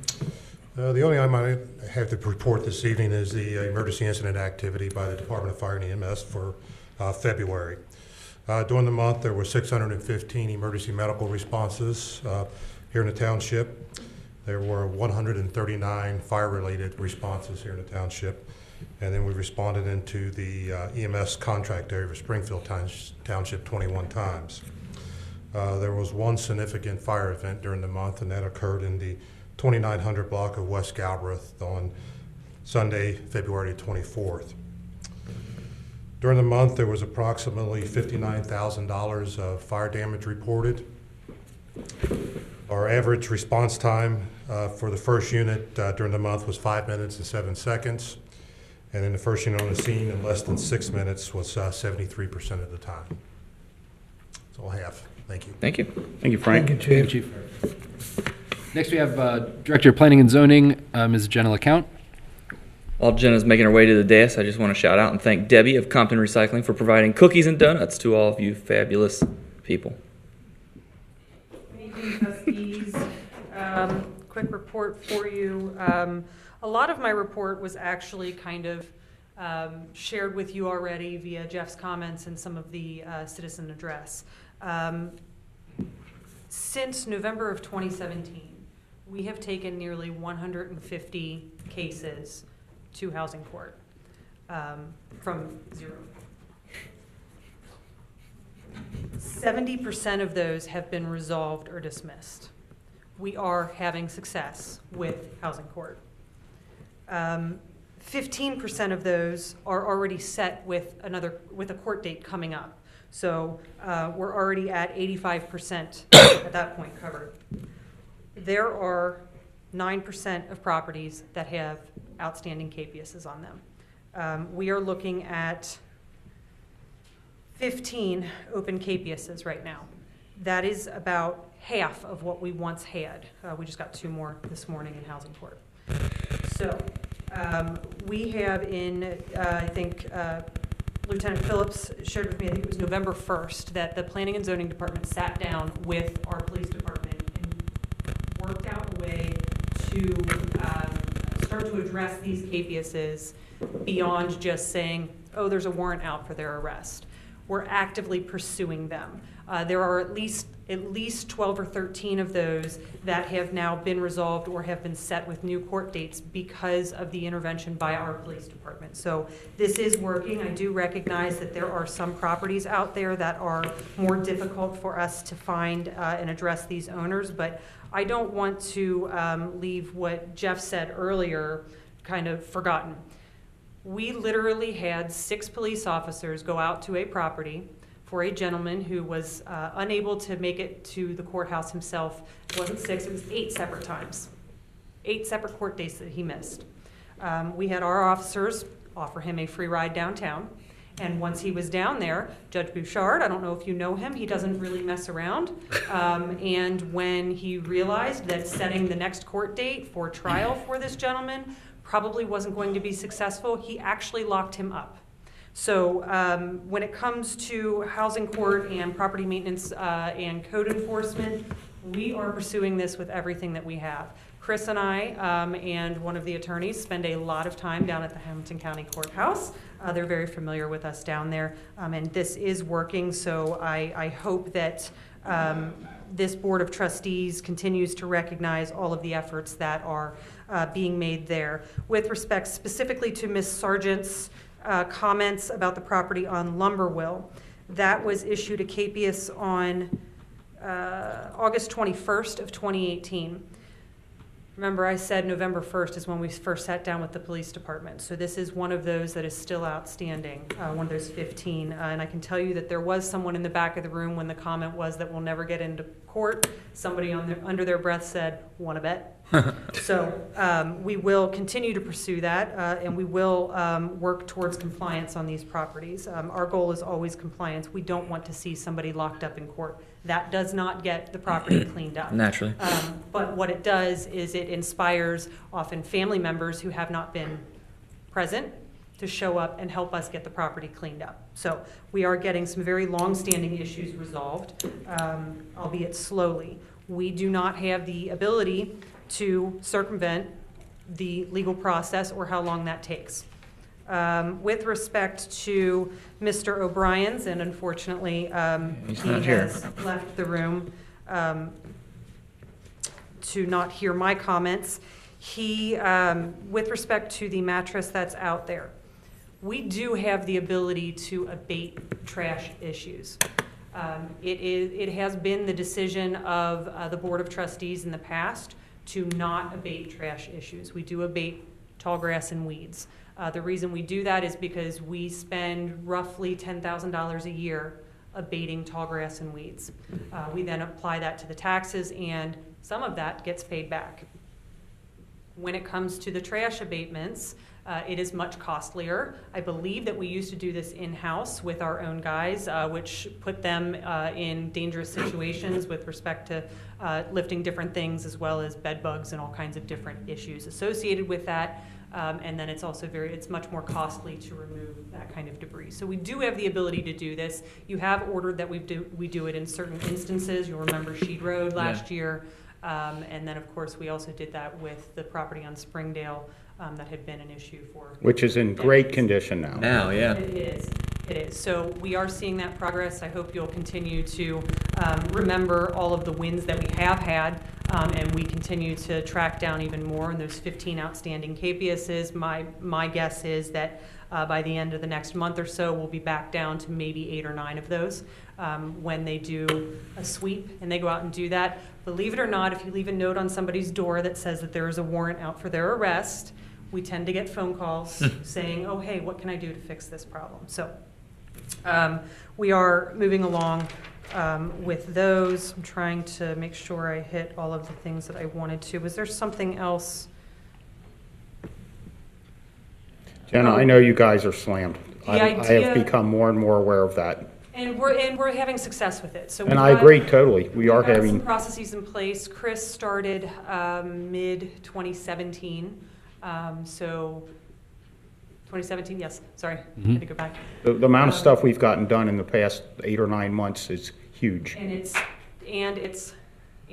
the types of properties that have been cleaned up. Yeah. It's not all. That's worth mentioning. The little things are important, but some of those bigger properties, we've spent countless legal resources trying to clean up over the years, are finally kind of off of our books. So we keep an eye on them to make sure that they're not falling back into any sort of issue. But the other thing, there was Trustee Insko, you had mentioned Green sticker on the mattress. Tom's idea. What do you think?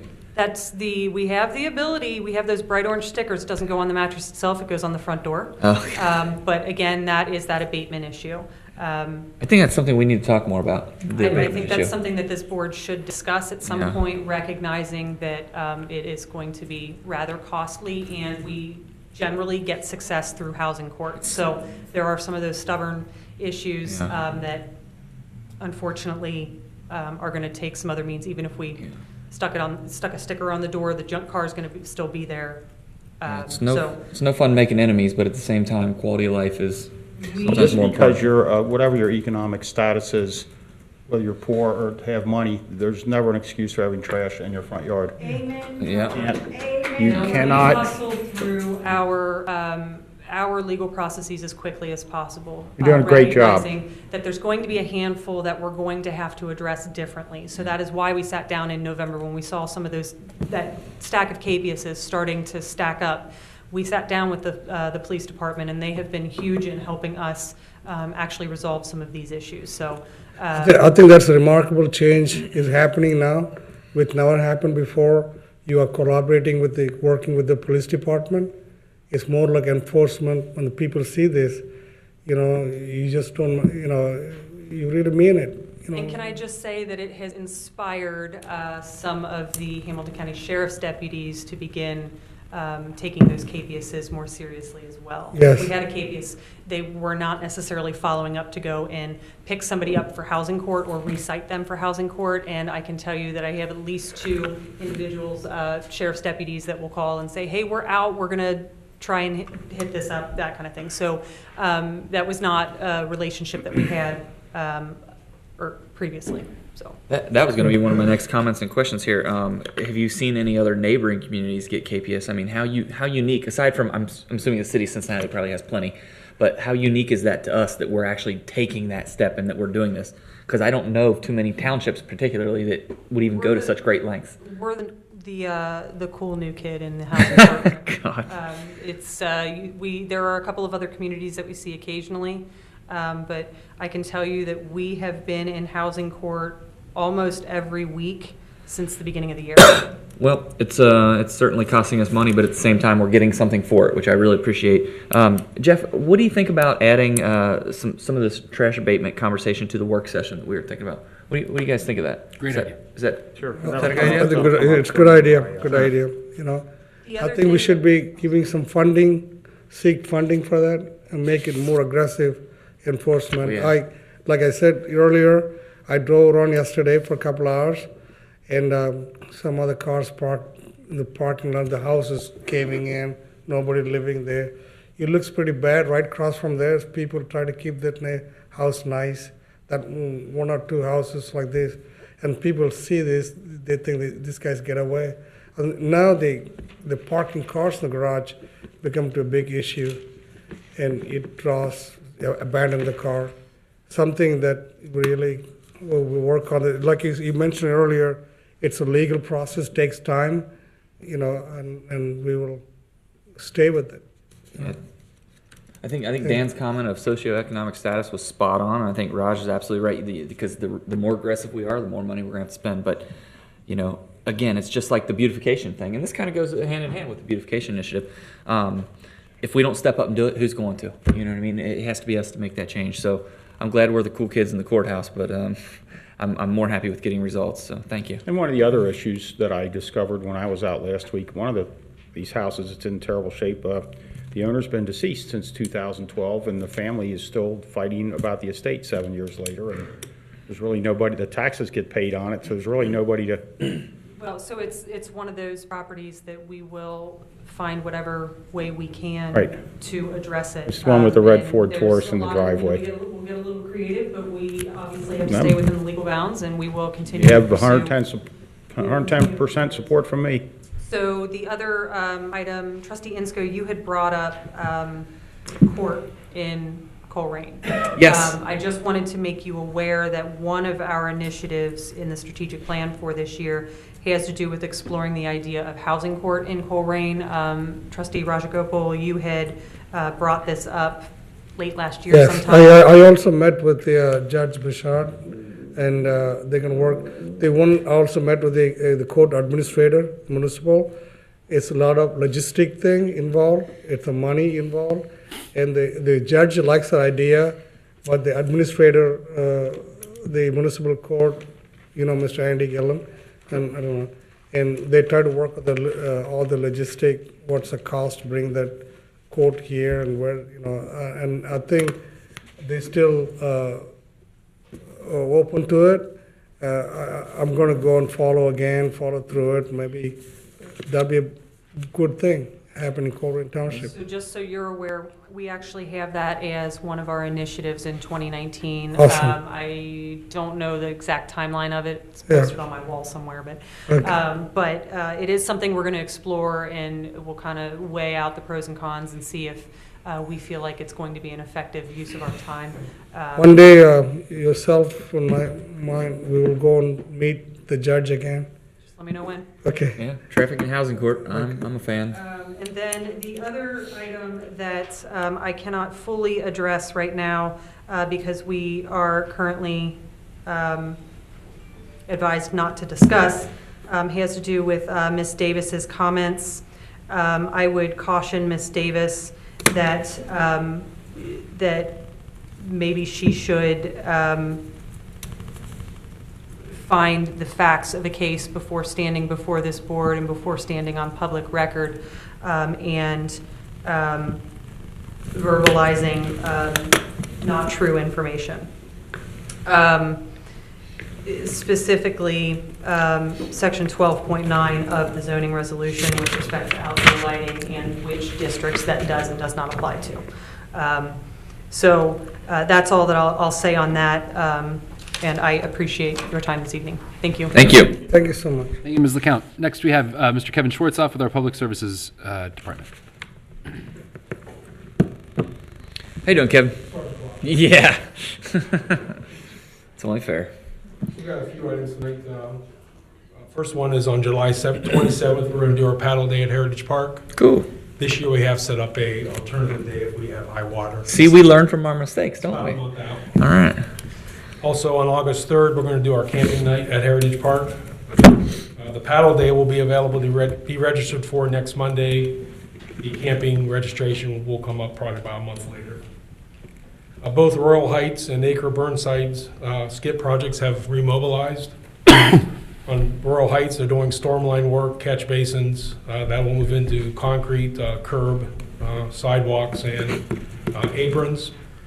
And the final thing on Royal Heights is actually removal of the road, which is about 30 inches deep. So I know we've had a lot of consternation from our residents during this first year of the project. That part of the project will even be more intense because they're taking out the entire road.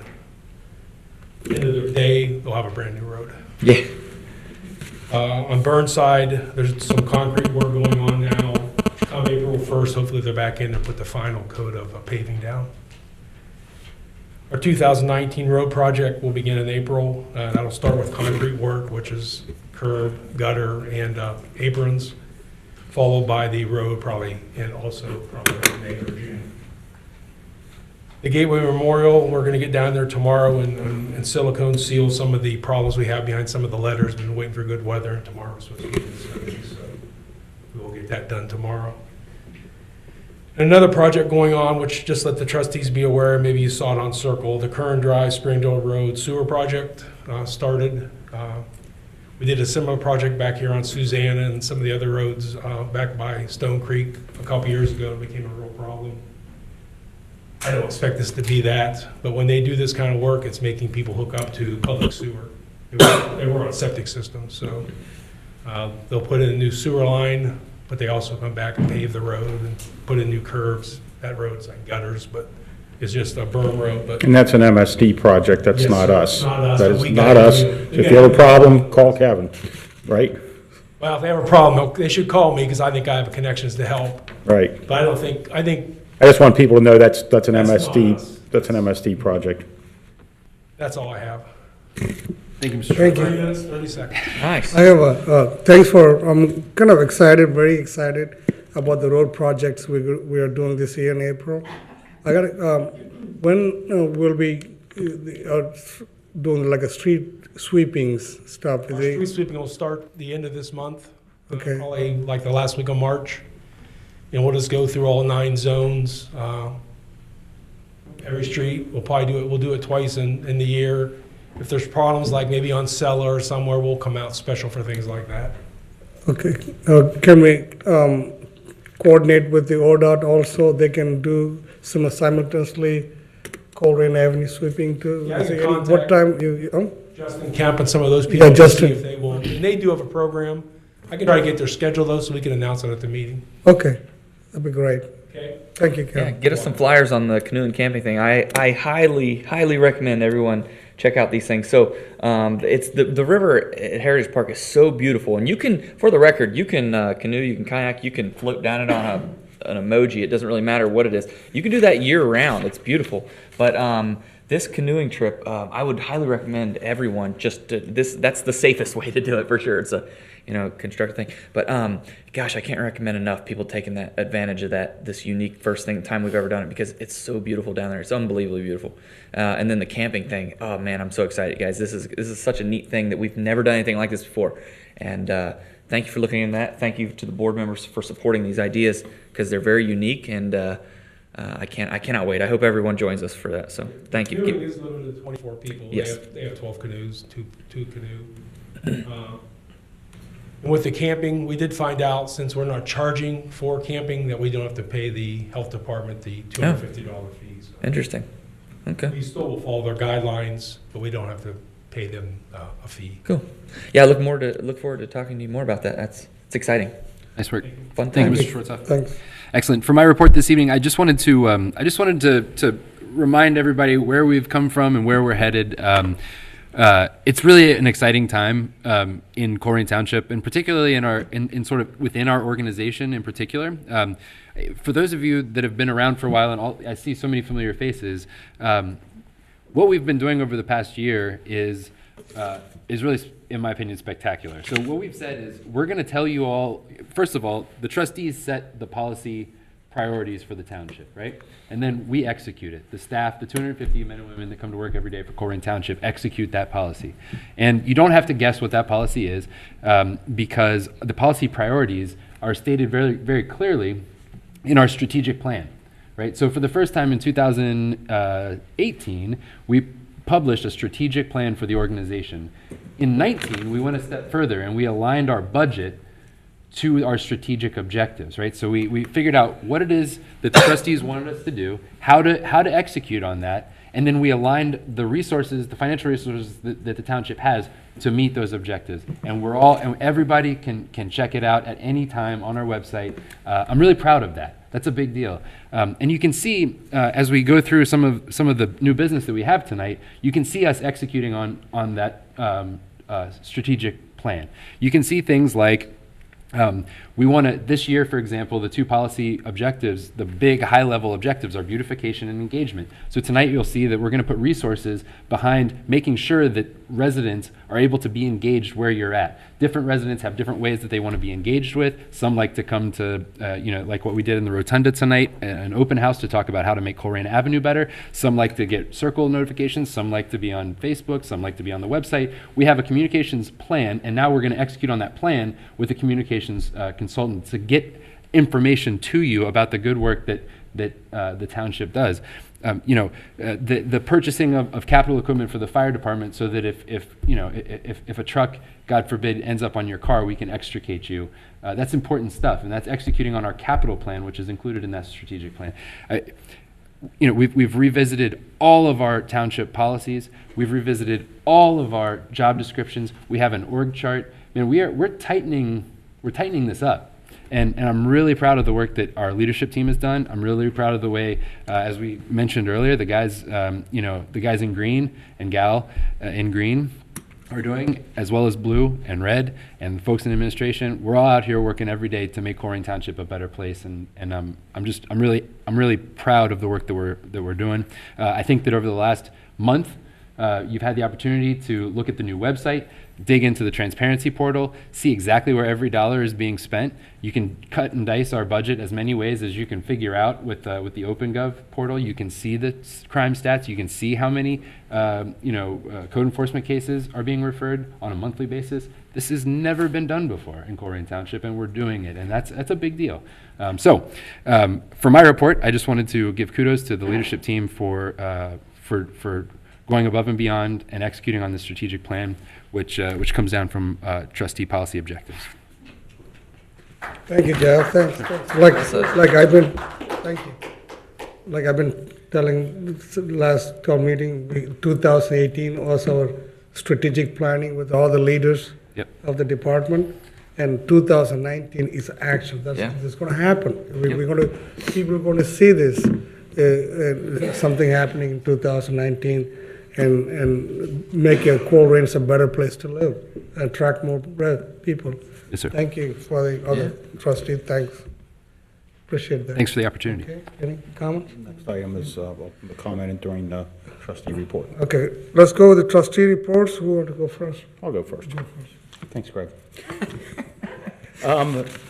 The comment about the Skyline Center that came up earlier and what was it sold for, the screen's only so big, but I did look it up. Right now, an organization called First Baptist Church of Addiston seems to own the Skyline Center, and they're probably not using it for a church purpose. They're probably using it for something else, and on the auditor's website, it shows that they're scheduled to pay almost $18,000 in taxes per year, and out of that, $3,840.14 goes to Colerain Township. So that has turned into a revenue-producing facility for the township, and I'd be happy to show that to you after the meeting. But I mean, the stuff is out there. If you go on the auditor's website and go to the right column, images, you can find conveyance forms and all that. It's just the screens I need to look at it on a bigger screen.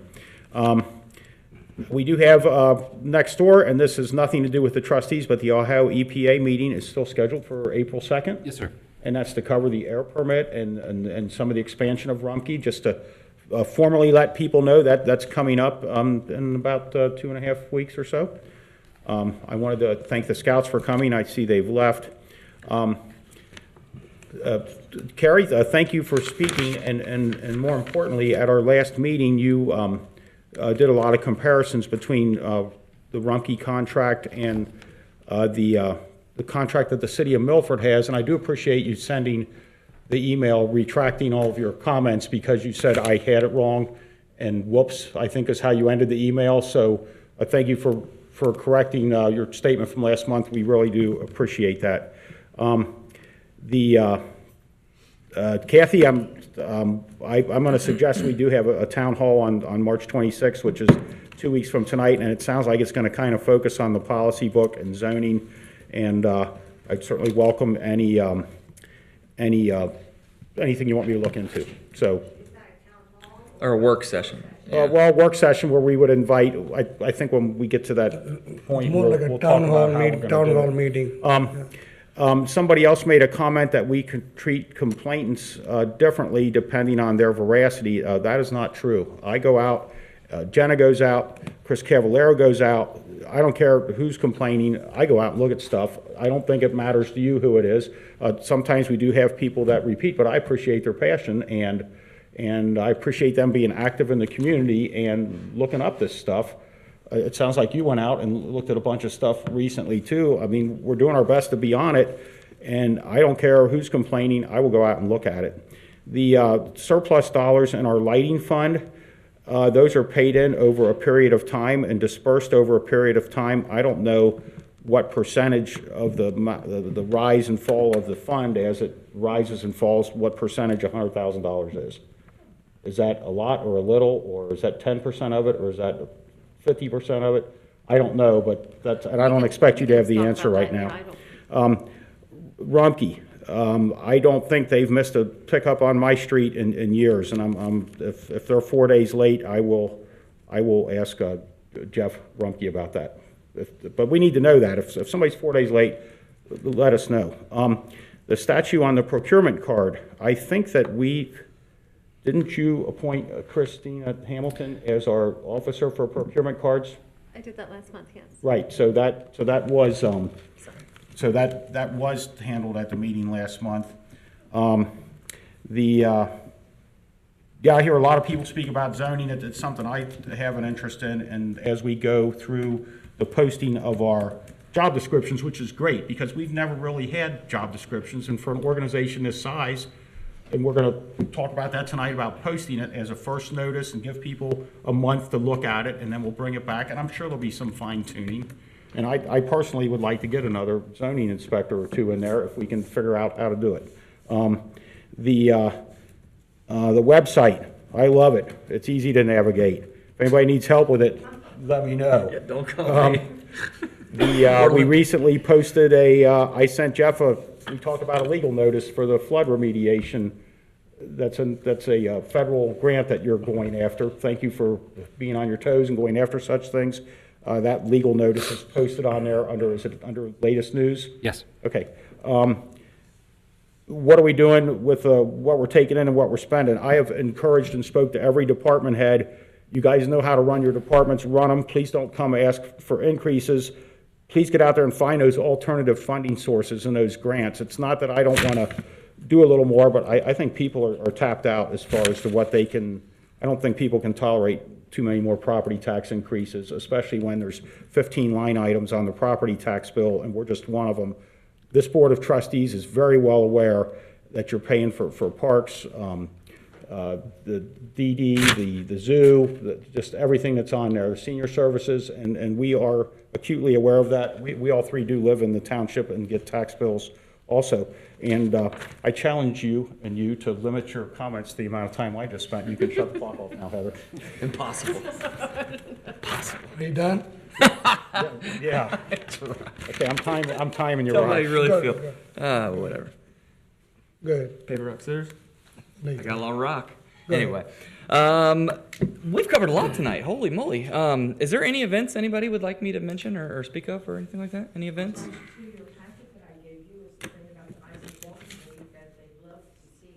This right here? Perfect. March 16th? All right, I'll put it up online so people can find more about it. Or I'll repost it. I'm sure it already is. And they're looking for donations for their silent auction. You call them, or they're all happy to come pick it up. Perfect. I'll post this on Facebook later so everybody can see. Other than that, does anybody else have any other complaints or anything? No? I guess this is a pretty good place to live then. So I guess that concludes my trustee report. Holy smokes. Seriously? Raj, jump in and take over right away. Thank you. Thanks, Dan. Thanks, Greg. I got a few things. Oh, the Veterans Memorial. I'll yell it from here. Okay, they had one other event that they wanted me to remind everyone about. Actually, you're collecting money tonight for this, right? You can sell raffle tickets for this, right? $5 or $10, I think it was. Yeah, don't leave here without getting some money from me. Perfect. Yes, so they're raising money for the Veterans Memorial. Gift cards valued at $475. Raffle tickets are $5 each. So if you'd like to buy one, you can do it online, or you can give them money to Debbie money tonight, right, Debbie? You take credit card? Oh, Linda's doing it. You're both doing it. Good deal.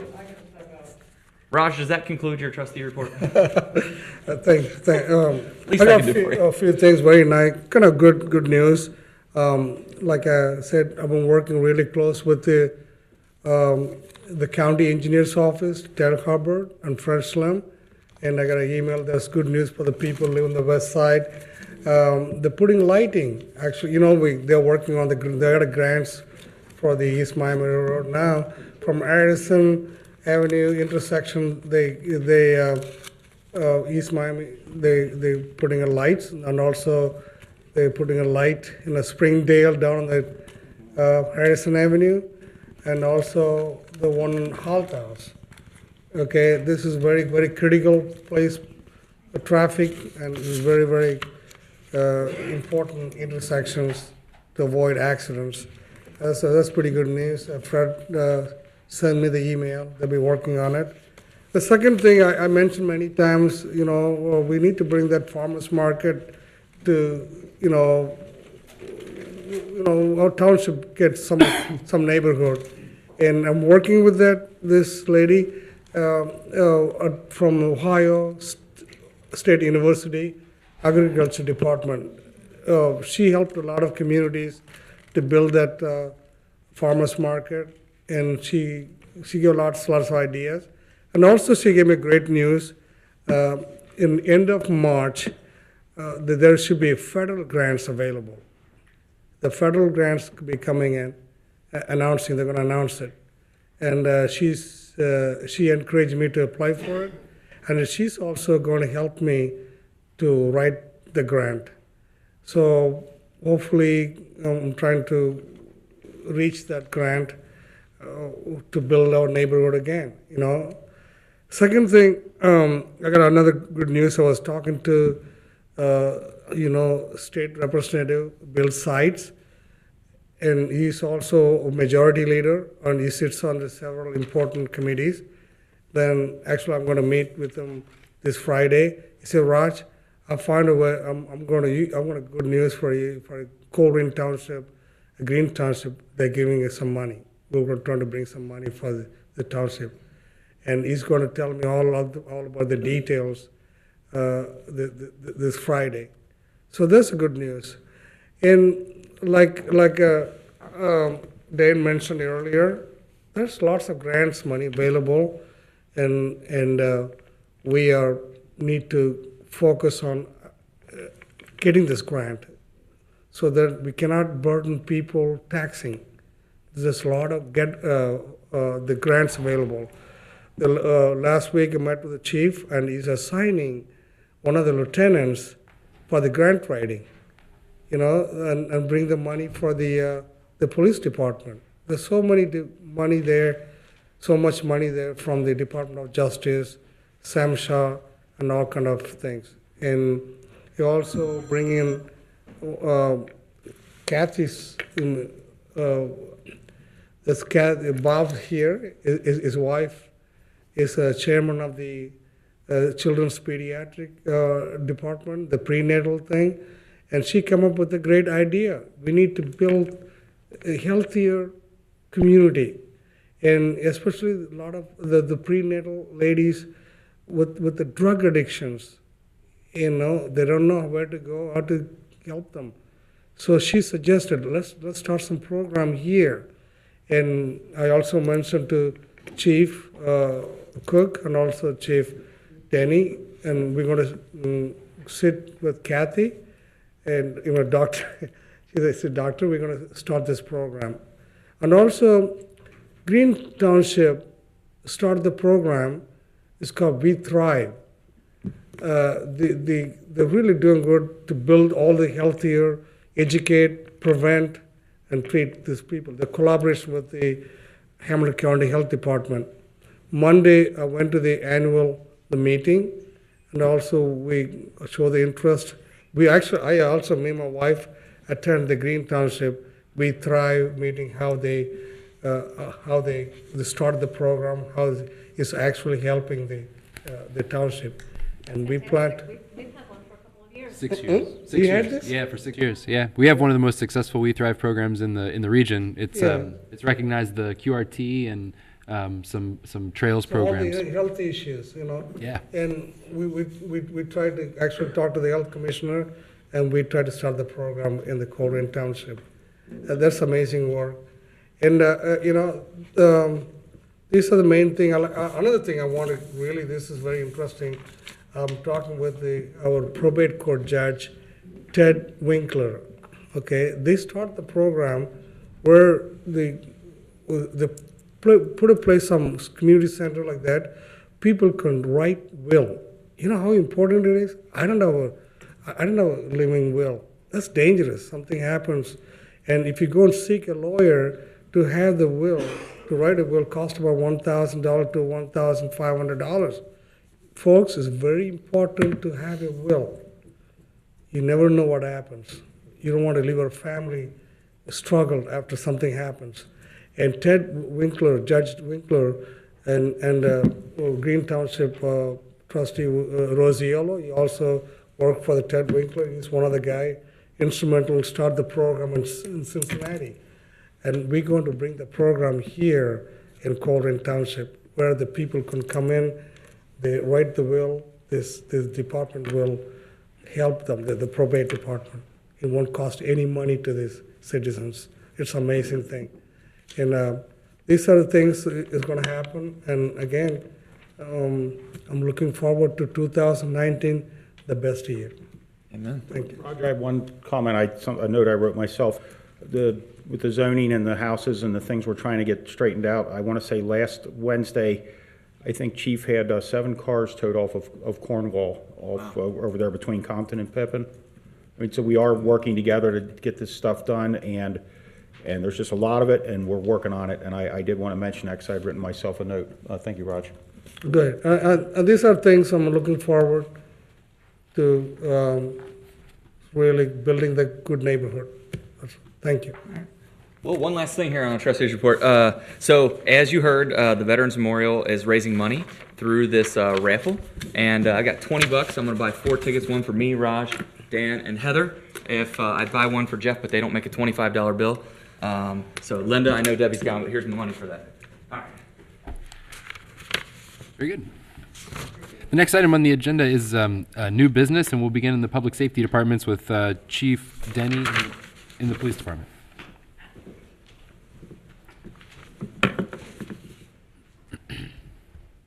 He's back. Just 2 items for you tonight. The first is recommend adoption of a motion to purchase 1 unmarked police vehicle valued at $13,533. This is something we had budgeted for at $15,000. We were able to actually find a suitable car that was under that amount, so I was glad to be able to do that. This will be for our plainclothes investigators as they go about their business throughout the township. Would like me to motion to approve such a thing? I shall. We got motion, yeah, we got motion. I motion to approve it. I second it. Any discussions? None. Mr. Insco? Okay, done. Mr. Rajagopal? Aye. Mr. Unger? Aye. Next, I would recommend adoption of a motion to accept ownership of 2014 Mazda A6. This is a vehicle we're paying for in London, and it's been sitting there. The owner never claimed it, and instead of disposing of it, we think we can get some use out of it for a period of time for our investigators as well. So instead of buying another car, we'll just take something that's in our impound lot, use it for as long as we can, and then once it's done, then we'll get rid of that. But I think we'll get some life out of it and some use without having to spend any money. I would motion that we approve such a thing. Hold on for a second. Any discussions? That's a free one. That's, I mean, that's fine, but I mean, that's being resourceful, and that's an unmarked car, and that's the kind of thing I'm asking you to do, is find other methods to get this stuff done. No more from me. Okay, any discussion? Okay. Go ahead, go ahead. Mr. Insco? Aye. Mr. Rajagopal? Aye. Mr. Unger? Aye. Thank you, Chief Denny. Next, we have several items from the fire department. Chief Cook will be representing the fire department.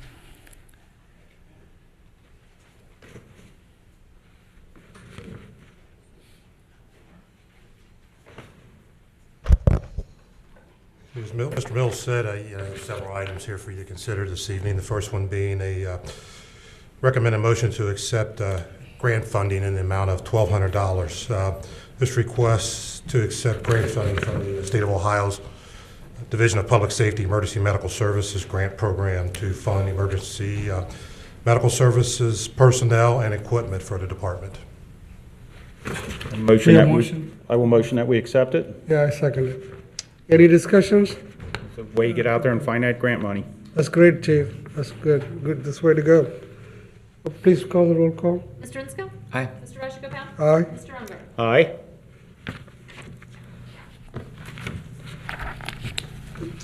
Go ahead. Okay. Next item is a recommended motion to accept monetary donation in the amount of $500.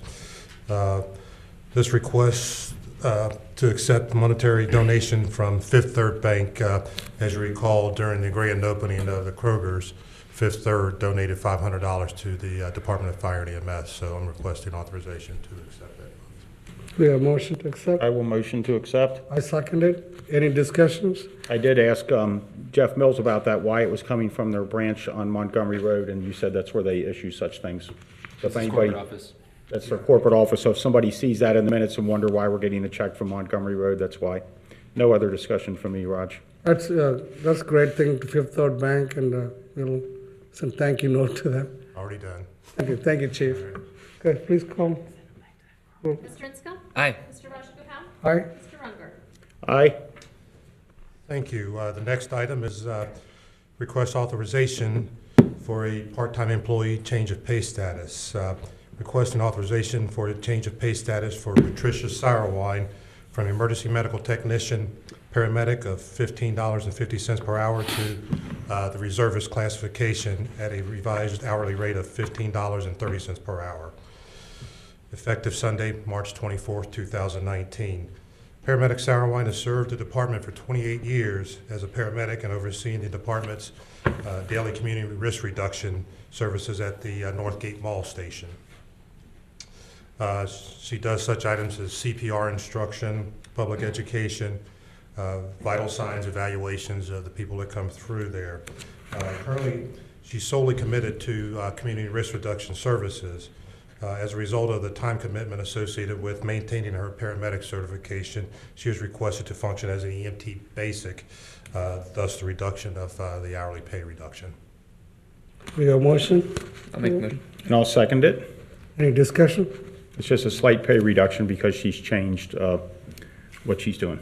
No other Yeah, her discussion. certification Right. actually has dropped, yeah. I think it's great to keep that certification. It's very important. She's able to still, like I Back said, up. evaluate people's vital signs. Yes, that's a great idea. Thank you, Chief. Will you please call roll call? No matter what her title is, she is definitely, if something horrible were to happen to me, she's definitely someone I'd like to have stand next to me, no matter what her title is. So, Mr. Insko? Aye. Mr. Rajagopal? Aye. Mr. Runger? Aye. The next item is a request authorization to purchase from Howe Rescue Systems of Kettering, Ohio, the complete replacement of the department's Hearst hydraulic gasoline-powered rescue system, also known as the Jaws of Life, at a cost of $86,125. The hydraulic system is a necessity in all vehicle and industrial rescue situations in which we have people entrapped or we need to disentangle them. The department's current equipment is 15 years old, and its associated components are approaching the end of their useful service life in terms of performance and remaining current with technology. The materials that vehicle manufacturers are using now are stronger and harder, which the department has experienced these challenges over the years. The new technology in vehicle materials requires more powerful, greater strength in our cache of equipment, and to stay current and overcome these challenges, as I stated before. The department is recommending the Genesis battery and gasoline-powered systems based on the overall performance, warranty, after the sale service is described in the recommended document that's been provided to you. We got a motion? I'll second it. Any go ahead. Yes, I imagine that helps our accreditation to have newer, modern, up-to-date equipment. Mr. Unger, I tell you what, I'm going to cite a situation that occurred last fall. You may or may not recall a situation out on Buell Road where a guy was driving down the road and a tree fell on top of him. Okay. In his pickup truck, and he was pinned. Well, that evening, I personally witnessed our equipment fail on this new technology. We had to rely upon a neighboring department to extricate this guy, or use their equipment to help us extricate this guy. And it was strictly because our equipment is not current with the new technology that manufacturers are using to construct cars. Our equipment was then taken back to our fleet maintenance shops, and it was performing within parameters. It just wasn't strong enough to cut through the metals. And that was my point. The word victim disentanglement, I haven't used disentanglement before in a sentence. That doesn't sound good. I have no other discussion. I talked to Chief about this last week.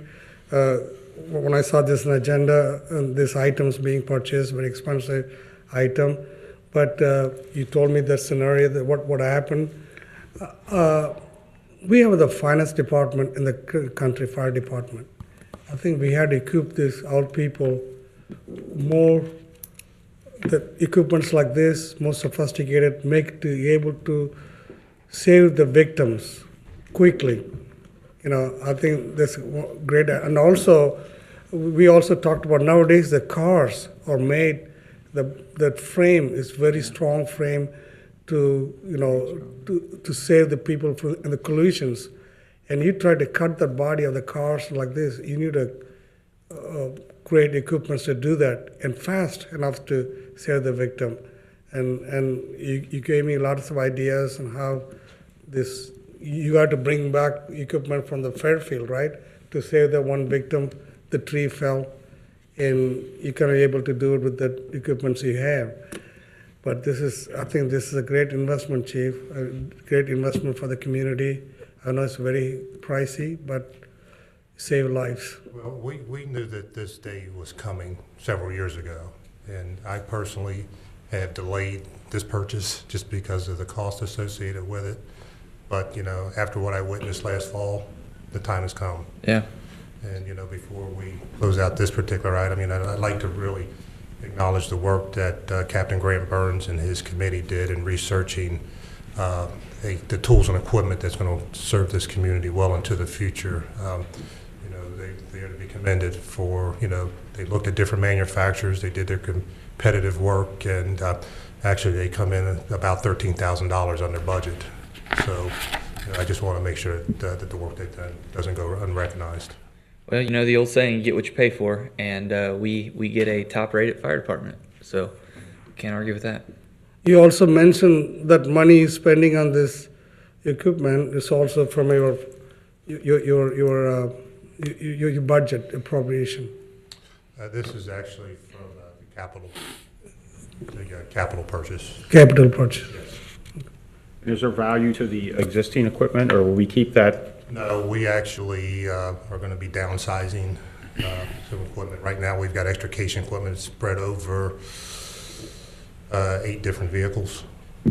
So we're actually going to be downsizing the equipment, and then we will receive trade-in from Howell Rescue on our current equipment. I think that's an important point. I just want to underline that Chief Cook made. He made it in passing, but it's very important. So what we've been able to do because of economic development in Colerain Township is extend our police and fire levies beyond what they would have been by taking some capital purchases out of the fire fund and paying for them with general fund dollars that we received from the Stone Creek Town Center and Best Buy TIFs when they were done.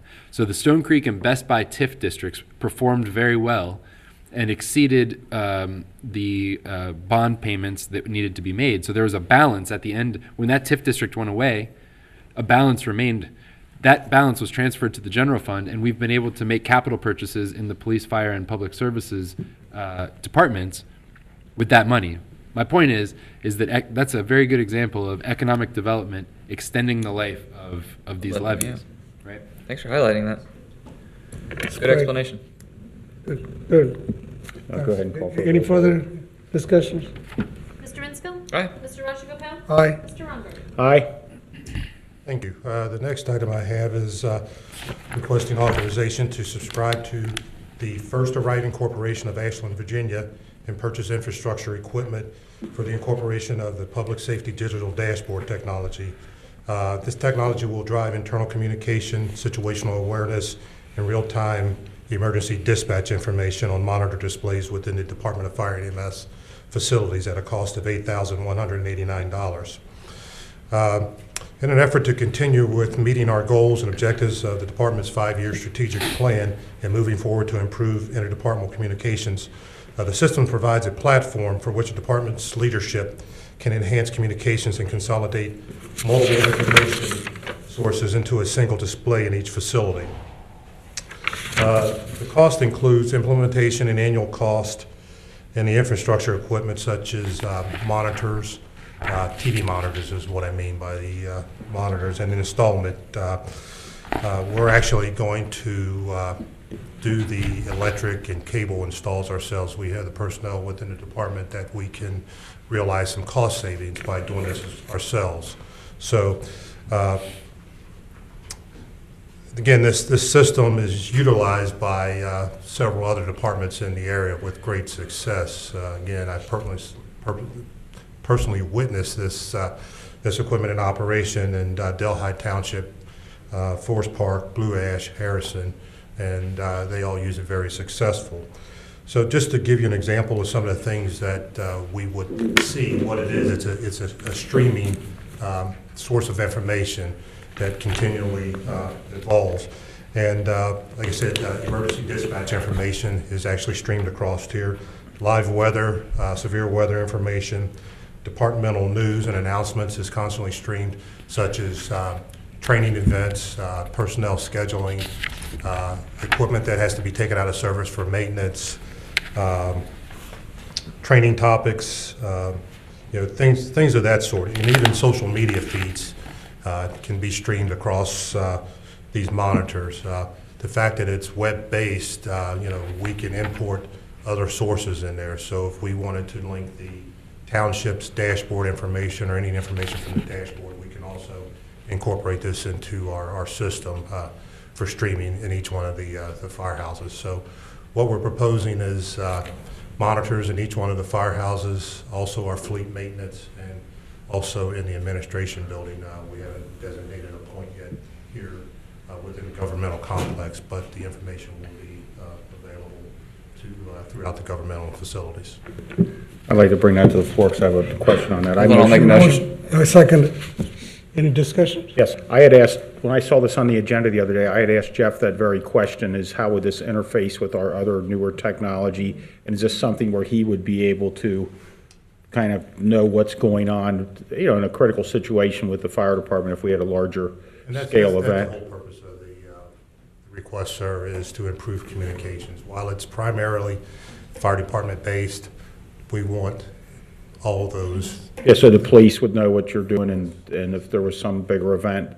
Yes. And in our discussion last week, Jeff, you mentioned Yes. your comment on it was yes, it does interface with what we have. Yes, there's a number of sources. Again, it's web-based, so there's a number of sources, that we can identify Right. and elect to import into the system. No more discussion from me. You also mentioned about how more effectively communicate with the 911 also. Well, we'll receive information as an emergency call is dispatched into the stations. It'll actually display that information that we can visually see, address. It could even go as far as to show mapping where fire hydrants are, actually what the building looks like. I mean, so it gets pretty detailed into what it can do. Pop quiz, how many fire hydrants do we have? Please. Pop quiz, how many fire hydrants do we have? We have in excess of 3,500 fire hydrants. That's close enough. So it's reduce the response time also most effectively. Well, I'm not going to go as far as say it can reduce response You mean time, but a little bit? Yeah. It gives us a platform to where we're better informed. Again, you can see what the building looks like. You can see where the hydrants are. The thing that I caution the firefighters, I don't want to spending a whole lot of time looking at the screen when they should be going out the door to the truck. Yeah, it's amazing. It's great. Any further discussion? No other discussion. Go ahead. Mr. Rizzo? Aye. Mr. Rajagopal? Aye. Mr. Unger? Aye. Thank you very much. Next item is request authorization to purchase from Fuller Ford of Cincinnati, Ohio. 2019 E450 cab and chassis at a cost of $36,525 and refurbish and remount an existing ambulance body. From Braun Custom Ambulances of Van Wert, Ohio, at a cost of $77,000. Total cost of the project is $114,002. The recommended purchase, refurbishment, and remount process provides for the replacement of a 2013 ambulance cab and chassis with over 90,000 miles and over 6,000 engine hours. The body will be removed from the 2013 chassis. All heating, ventilation, and air conditioning components, floor, seats, and paint will be removed from the body, replaced and repainted prior to installment on a 2019 cab and chassis. The ambulance refurbishment project is included as part of the department's 2019 capital budget plan. We started remounting ambulances probably about 2014, and during that time, our fleet manager, Mike Adler, had worked up a table that showed the actual cost savings for the department as a result of the remount process. And potential savings from 2014 to 2020 was in excess of $825,000 through this remount process. Each time that we remount an ambulance, there's about a 50% savings from a purchase. So we're able to reuse the patient compartment and versus buying a complete new ambulance. So we've done this several times with great success. We feel that the Braun product provides us with a a quality product, was built from the get-go, that it can sustain several years of service, even through the remount process. We have motion. Make the motion. And I'll second it. Any further discussions? Not for mine. Not for mine. Mr. Inscoe? Aye. Mr. Rajagopal? I have one question. sorry. Okay, I'm sorry. This refurbishments you're doing is a more modern technology? Well, I don't know that it's not modern technology, while it's up there, the systems in it will be enhanced as needed. So if there's a technological update or change, this provides us an opportunity to do that. All right. Good. I'm sorry, Mr. Inscoe? Aye. Mr. Rajagopal? Aye. Mr. Unger? Aye. And then the last item I have for you is request authorization to purchase from Fuller Ford of Cincinnati, Ohio, two 2019 Ford F-150 crew cab pickup trucks at a total cost of $63,692. Recommended pickup trucks will replace two 1998 Ford Crown Victorias, which were repurposed police vehicles when they were assigned to the fire department. These vehicles will be used in the department's Community Risk Reduction Division for the fire and life safety inspectors. Our inspectors also double as fire investigators, so the replacement vehicles will provide equipment better suited to conduct their daily job duties as inspectors and as investigators. As they have, as I mentioned, they have ancillary duties that require them to carry additional cache of equipment and supplies such as their firefighting equipment, their fire investigations equipment to the fire scenes. These vehicles too are also included as part of the fire department's 2019 capital budget plan. And I'll just say that, and I bet Chief would agree with me. We made Chief run through the gauntlet for these two cars. we had a budget of $60,000 for these purchases, and through an iterative process that involved the Chief and Mike Adler and the inspectors, we were able to drive that cost down by about $8,000 probably. Yeah, and the original request was for SUVs. Right. And so we were able to get a more vehicle at lesser cost. And the reason that I share that with you is that I don't want residents or trustees to think that department heads just come, and say I need something, and it's this very engaged. There's a very engaged process that where we're thinking about, is this the best possible tool at the lowest possible cost for the job that it's assigned, and so I just wanted to sort of part the curtain there. Sure. and let you guys And know I would that. like to go ahead and motion that we do such a thing because I want to discuss it for a second. I'll second that. Okay. motion and seconded. See, I'm going to going back to one thing. I was going to ask this question. For the refurbishment, you said that the cab was $114,000. Is it comes from the capital budget? I believe that these are coming from the capital. Yeah. The ambulance is also. Yeah, I was going to ask you earlier.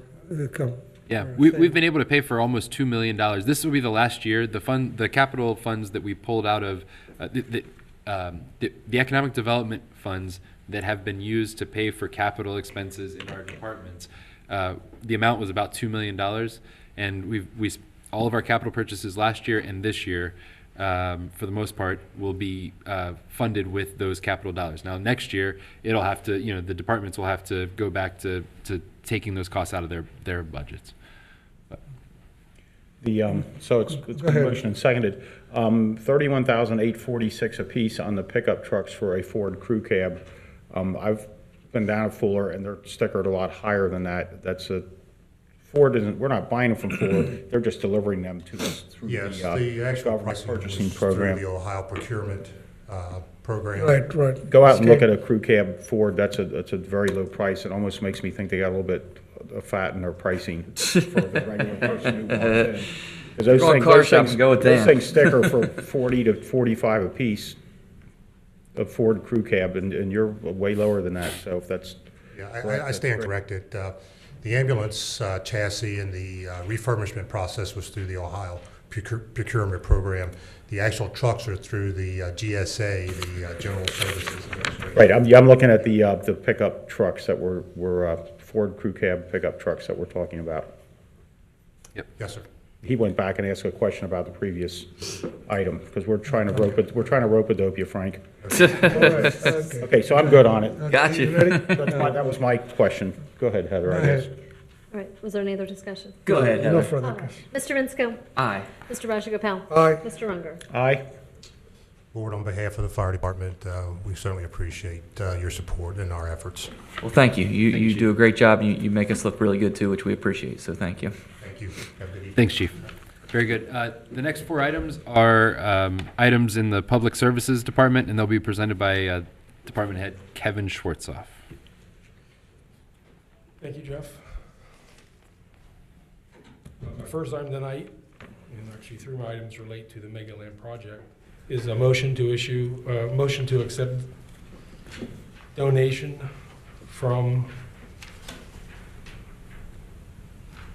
Clippard Instruments for $10,000.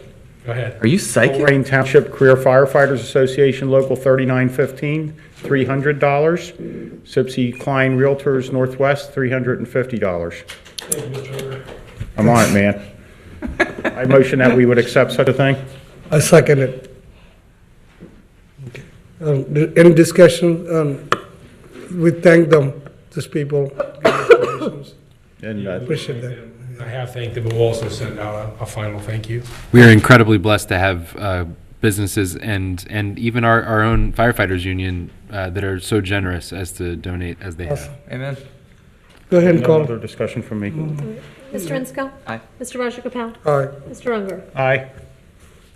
The second item is a motion to issue a request for proposals for Mega Land replacement project.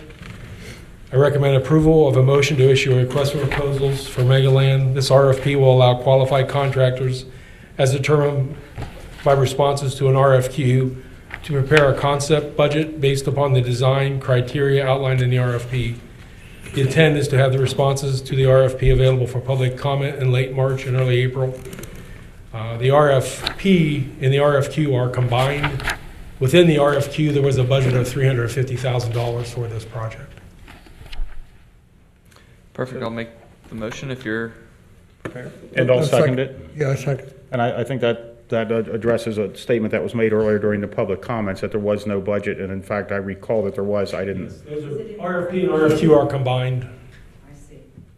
So you had a budget all along as stated? Yes, sir. It was always I recall that. Thank you for correcting that from earlier. I would motion that we issue a request for proposals for the Mega Land replacement project. That's fine, but Mr. Rinsko, Seconded. Mr. Rinsko already made the motion. Okay, then I'll second it. You already did. Any discussions? No other comments from me. Mr. Rinsko? Okay. I'm excited. This is how many you are seeking for the proposals now? Yes, sir. And I'll explain that a little further in my next item. Okay, all right. Go ahead. Then, Mr. Rinsko? Aye. Mr. Rajagopal? aye. Mr. Unger? Aye. And the final item, or my third item, is a motion to invite qualified bidders to the Mega Land Playground Replacement RFP. Recommend approval of a motion to invite qualified bidders as determined by Immersion Design, our consultants, to bid on the Mega Land Playground Replacement project. As part of a design-build procurement process, Immersion Design was hired to serve as their criterion architect for the Mega Land Playground Replacement project. With a design-build procurement process, an independent third party is hired to provide guidance and recommendations to the public authority on qualified bidders and to objectively evaluate all final proposals. Oftentimes, with projects of this type, entities are provided a variety of proposals that are not always equal and therefore difficult to review. The first step of a design-build process is to evaluate the qualifications of all potential bidders and to remove all unqualified bidders or to narrow their applicant pool down to only the best qualified. We contacted 8 different firms directly by Immersion Design, informed of the issuance of the RFQ.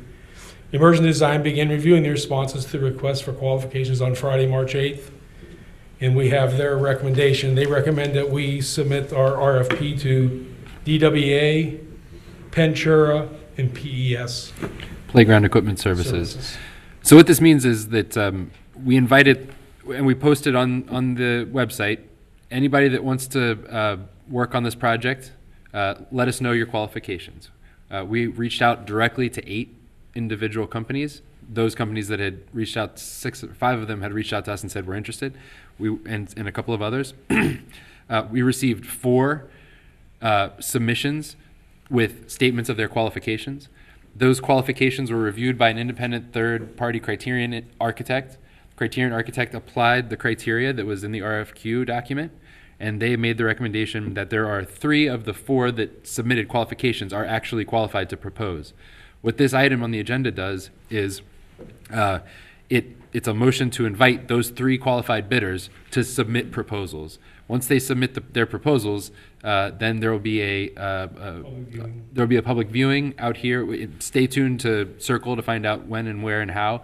But there will be a public viewing out here of those, and then the criterion engineer will make another recommendation as to the rating the proposals, and ultimately, hopefully, at the next trustee meeting on April 9th, we'll be able to select the firm that will build the playground. So that's the process. Yeah, if that is. And we don't mention recycled material in the RFP because we're not using recycled money. So it doesn't make sense. It doesn't mean Recycling money. Yeah, we will not be using that. We're using general fund money and grant money. We had a $150,000 grant, and so far $21,000 in donations. And the township will make up the difference. A motion?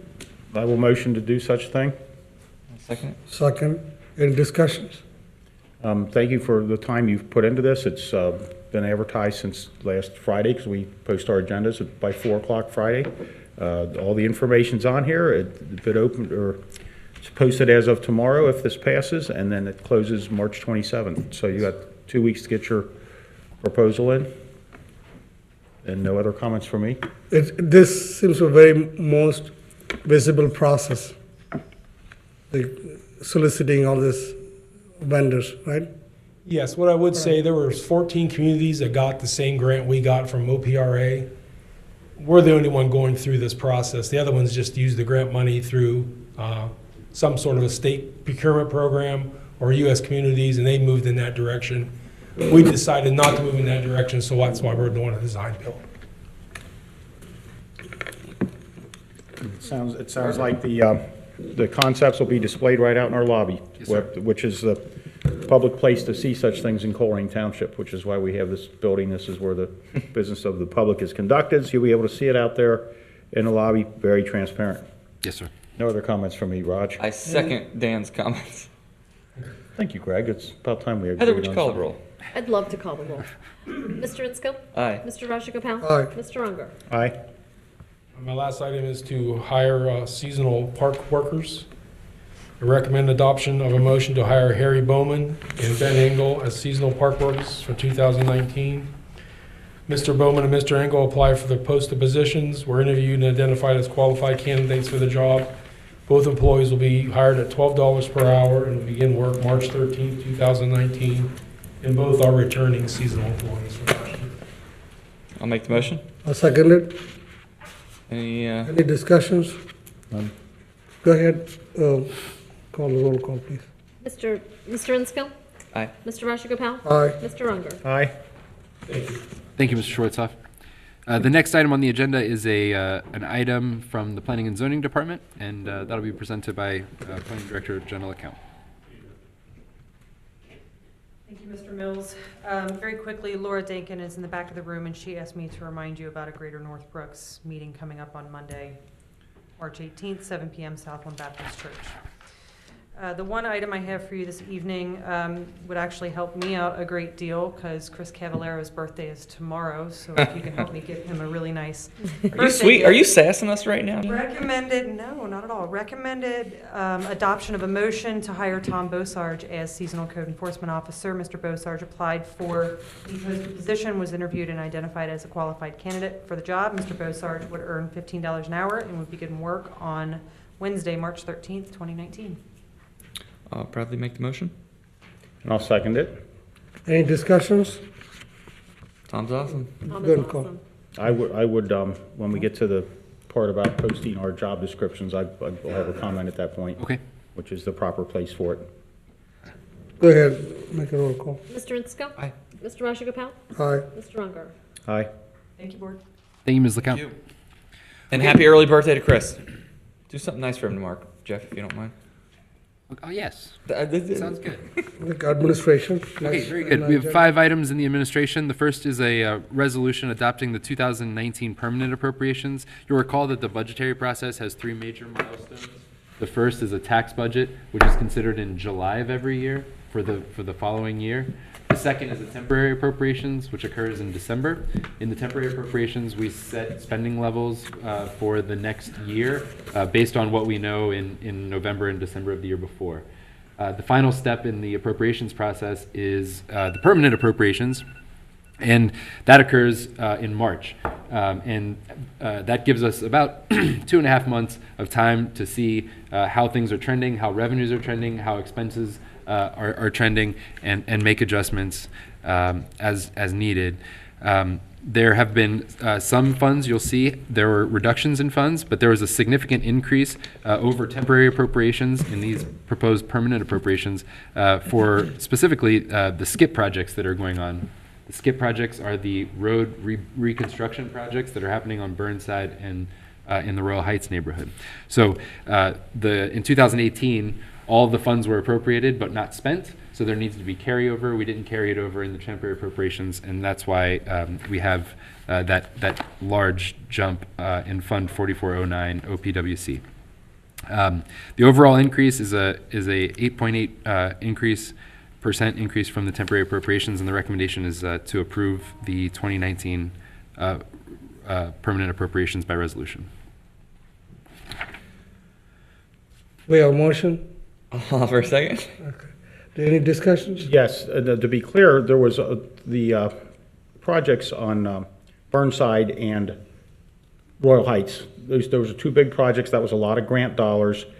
Because the cold weather came and the season ended. Yes. We don't just let that money sit there. We have to take it out of 18 and move it into 19. Yes, sir. So that's money we already had, and it just, because of an accounting, Yes. of the accounting technique, it has to show up here, and that's what the increase is. That's right. In fact, in that, Just money from last year that we have to show this year. yes, sir. And 50% of those dollars are grant dollars, and 50% are loan dollars. None of that is, tax money that has been collected by Colerain Township residents. Make Yeah. that clear. Yep. No other discussion from me. I know you're talking about 50% of tax dollars. So what's the 2019 revenue projections? The 2009, so this is appropriation, so this is on the expense side. Right. The revenue projections are on OpenGov. I don't have them right in front of me, unfortunately, but I could look them up on OpenGov at colerain.org in the budget portal there. Any further discussions? Not for mine. Not for my. Heather, roll call, please. I'd like the board to realize they are approving resolution authorizing the adoption of permanent appropriations for 2019. So, Mr. Insco? Aye. Mr. Rajagopal? Aye. Mr. Unger? Aye. Very good. Thank you, Board. The next item is a motion to approve a contract with Constellation Energy for natural gas aggregation. Staff recommends the approval of a motion to authorize the Township Administrator, me, to enter into the attached contract with Constellation Energy for natural gas aggregation. This contract would lock Colerain Township residents that are currently participating in the gas aggregation program into a rate of 39.9 cents per CCF. That's a historically 3.9 cents? Or 39.9 cents per CCF, which is historically an incredibly low rate. The 3-year fixed price allows the township to receive a better rate than the current month-to-month flex down option. This is getting way down into the weeds on gas aggregation, but up until now, we've had this thing called a flex down, which sets a ceiling that our gas cannot go above, and then they look at the market going into the winter months, and for the last 3 years or so, they have actually reduced the price of gas to Colerain Township residents because the market has been below that ceiling, right? This is bringing the ceiling down very, very far to 39.9 cents per CCF. And so this rate would have been better than the Duke Energy rate for 67 of the past 72 months. The bottom line here is that this is saving Colerain Township money. And I think that it's important to point out that all of our most of our surrounding communities are engaging in the same contract. Green, in particular, just approved theirs. So it's a great price. It's great for our residents. And I did want to just recognize that a gentleman from Energy Alliance who has helped us negotiate this price is here. So if you have any further questions, I'd like to thank him. Yeah. You want to introduce yourself for a minute? Thanks for sticking around so long. Yeah, thanks for being here. Thanks for your hard work. Thank you. I'm Bill Graff from Energy Alliances. If you have any questions? Hi, Dale, is there an opt-out provision for somebody that just didn't want to buy gas from Constellation for any given reason?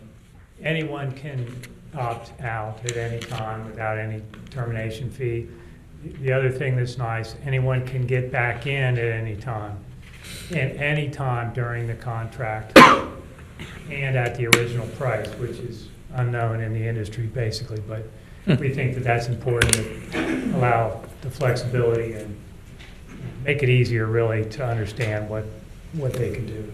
Well, thanks, and that's what I wanted to point out, because I had a question on that from a resident who looked at the agenda, and I said, I believe there's an opt-out provision, so this is just taking all the gas demand for the township and negotiating a better price for it. Yep. And if for some reason you don't want to buy from Constellation, there is an opt-out provision, so. And I would we've had a lot of issues with electric and gas aggregation recently, particularly in electric, for people coming to residents in Colerain Township's door, knocking on their door and saying, hey, I can get you a better price on your electric than you're getting with Colerain Township aggregation. I want to take this opportunity, since we're talking about aggregation, to say this.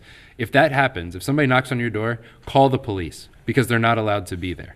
There is no soliciting in Colerain Township, and the reason that I say that is because there have been many, many, many unscrupulous individuals that have knocked on somebody's door and said, I can save you on electricity, and sure, that might be true for months 1 and 2, but months 3, 4, and 5, you're getting hammered with your price because there's no price protection.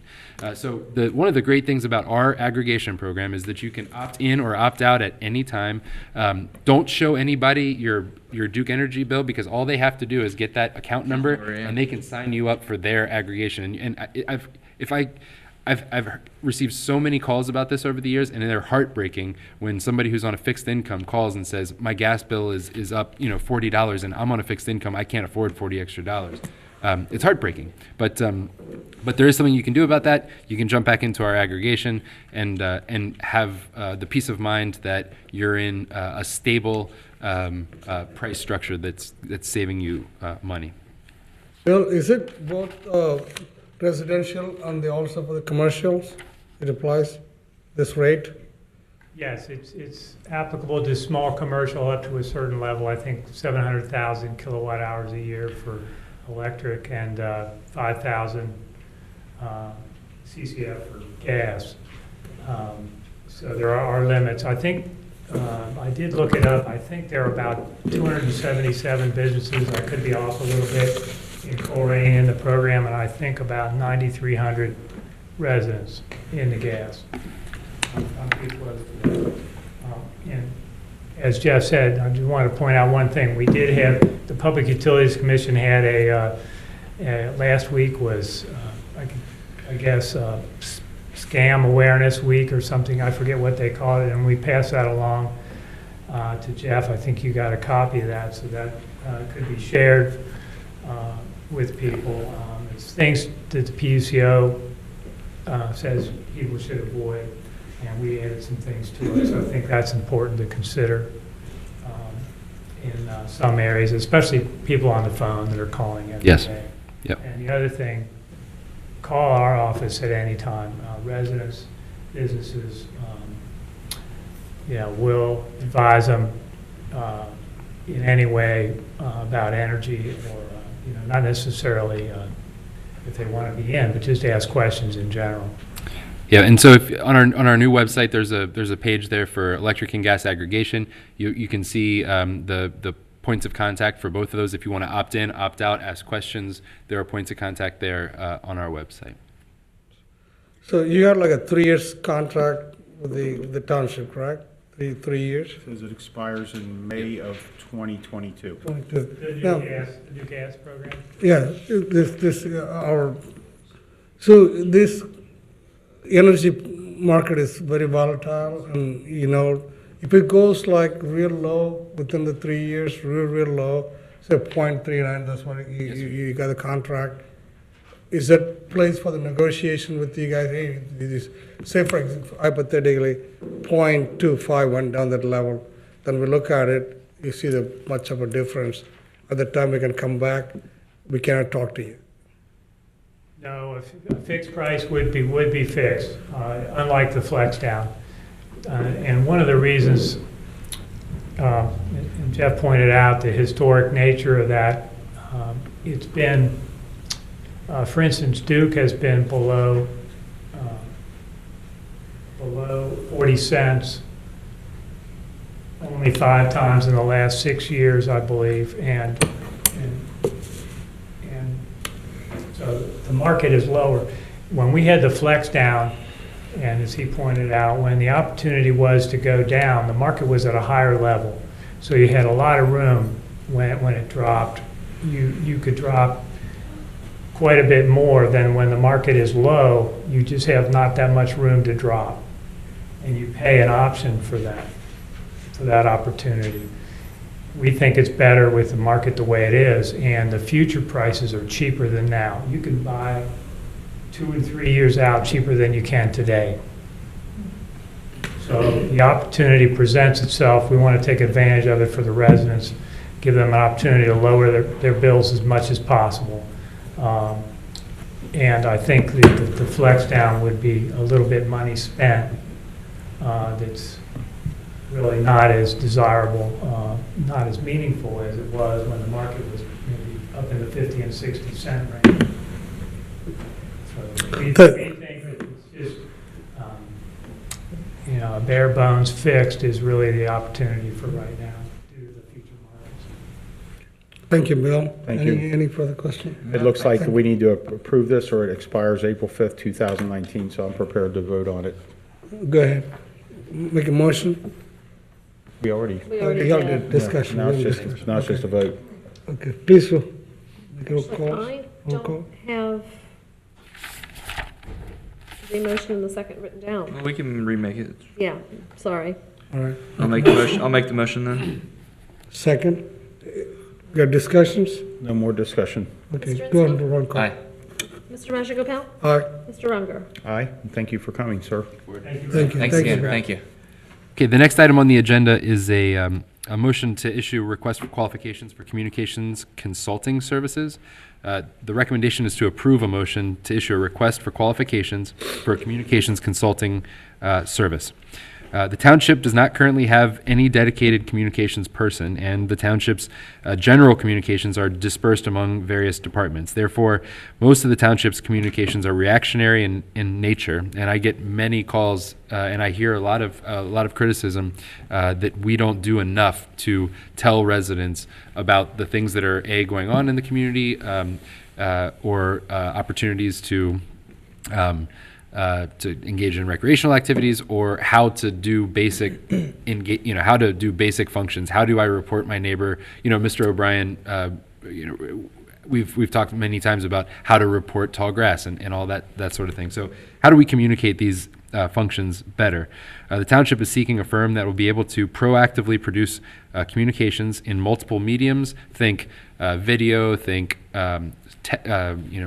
graphically, to allow the township to better engage residents, which is one of the high-level themes of 2019. So during the 2019 budget and strategic planning process, Board of Township Trustees approved an allocation of dollars for communications consulting services. The initiative is called Communications Staffing. It was also approved in that document. The intent is to hire an outside consultant to perform this work rather than hire a full-time employee, as an outside consultant could bring additional resources and expertise. We also wouldn't be in a position where if next year we didn't like, or we weren't getting the value that we think that we might, we could terminate the contract and as opposed to, separating with an employee. So we feel like this is a good way to test the waters and provide this service for our residents. I'll make the motion. And I'll second it. Any discussions? Yeah. This doesn't compel us to hire anybody. This is just, let's see, cast our net out and see what's out there. Yes, sir. Yeah, no, I'll support this for the same reason. Just like earlier, not to pick on Benita, but when she's saying that she hadn't heard about all this transparency, and I could not have been more transparent for the last year. So it's stuff like that makes you go, okay, well, let's take a step further to make sure that we reach residents as best we can in every way we can. So, yeah, I'm going to be in support of this. No more discussion. I think that we have spent a lot of money in the transparency communication. We spent a lot of money in the website, everything. Communications, I think we have great people, yourself and Jeff back there can do communications. The money you spend, I think about $60,000 something for this consulting. That's what's budgeted, yes. $60,000. We got the pressing need for the building the neighborhood, especially we heard all night long about how the neighborhood is going down. The abatement enforcement is necessary. Maybe we are looking into that, spending the money that way. I feel we can hold on to this community because we got a lot of thing going. We did this transparency effectively. We started this process. We continue to lead the way, not to spend that money in these communications. Okay? You want to make a roll call? Mr. Inscombe? Aye. Mr. Rajagopal? No. And Mr. Unger? Aye. But as I stated, this doesn't mean we need to hire anybody. We're just looking at it. Yes, sir. Okay, thank you, Board. The next item on the agenda is a resolution authorizing the Township Administrator to execute all necessary documents to extend the loan to Colerain Township, Hamilton County CIC. The recommendation from staff is to adopt the resolution. Colerain Township Board of Trustees approved Resolution 2918 on June 26, 2018. To provide financial assistance to the Colerain Township, Hamilton County Community Improvement Corporation, which we all know as the CIC, in the amount of $530,000 to promote economic development and create jobs in Colerain Township. Resolution 2918 provided that the loan would be repaid by the CIC to the board on or before February 28, 2019. The idea is that the board wishes to extend the loan until March 1st, 2020. So what that means is in June of 18, we thought that the Duke deal with the Fireside, the purchase of the Fireside, the demolition of the Fireside, and then the sale of Fireside in the Community Resource Center back to Duke was imminent. We thought that that was very close. Well, it turns out that that the negotiations have taken longer than we expected. So you'll recall that we're recouping a significant portion of this $530,000. Through the sale of the property back to Duke, and the contribution to the project is for the purpose of eliminating a nuisance property in Groesbeck. We've watched drugs and prostitution, frankly, move from what used to be the S-curve on John Rose to In-Town Suites and Fireside. We've watched that triangle occur. The John Rose project took care of one point of the triangle. The Duke project is going to take care of the other point of the triangle, and then the last nuisance property major nuisance property in Groesbeck is going to be the In-Town Suites. And I think we'll figure that one out when we get there. But the request this evening is to extend the loan that the trustees made to the CIC so that we can complete that project. I would motion that we would do such a thing so we can get it on the floor for discussion. I'll offer a second. Is there any discussion? Any discussions? Yes, anybody that's driven past the site, which is the old Western Home Center site, the Builder's First Source site, the Western Home, those buildings were taken down last year. Anybody that's been past it in the last 2 weeks, I believe Turner's down there. They're turning dirt. We're going to have a great facility down there. And in contrast to what you said, Jeff, it's not only going to solve that problem of crime down there, it's going to be a real economic driver for that whole area south of Galbraith Road. And there's going to be, 80 to 100 well-paid Duke employees coming in and out of that site every day, and hopefully spending money in the area. And I can see businesses growing up. I know the guy with the shop across the street is just thrilled to see things finally starting to move. And yes, they've started construction down there a couple weeks ago. In fact, they have hired a couple of our police officers to direct traffic in and out of the site to be safe down there. And I am just really excited. And as you said, the way this process works, Duke is going to buy it back from the CIC, and we've already had the funds there, so I'm happy to extend the loan. Very good. So Any I'm discussions? really excited about the Duke project. It's going to be a great thing.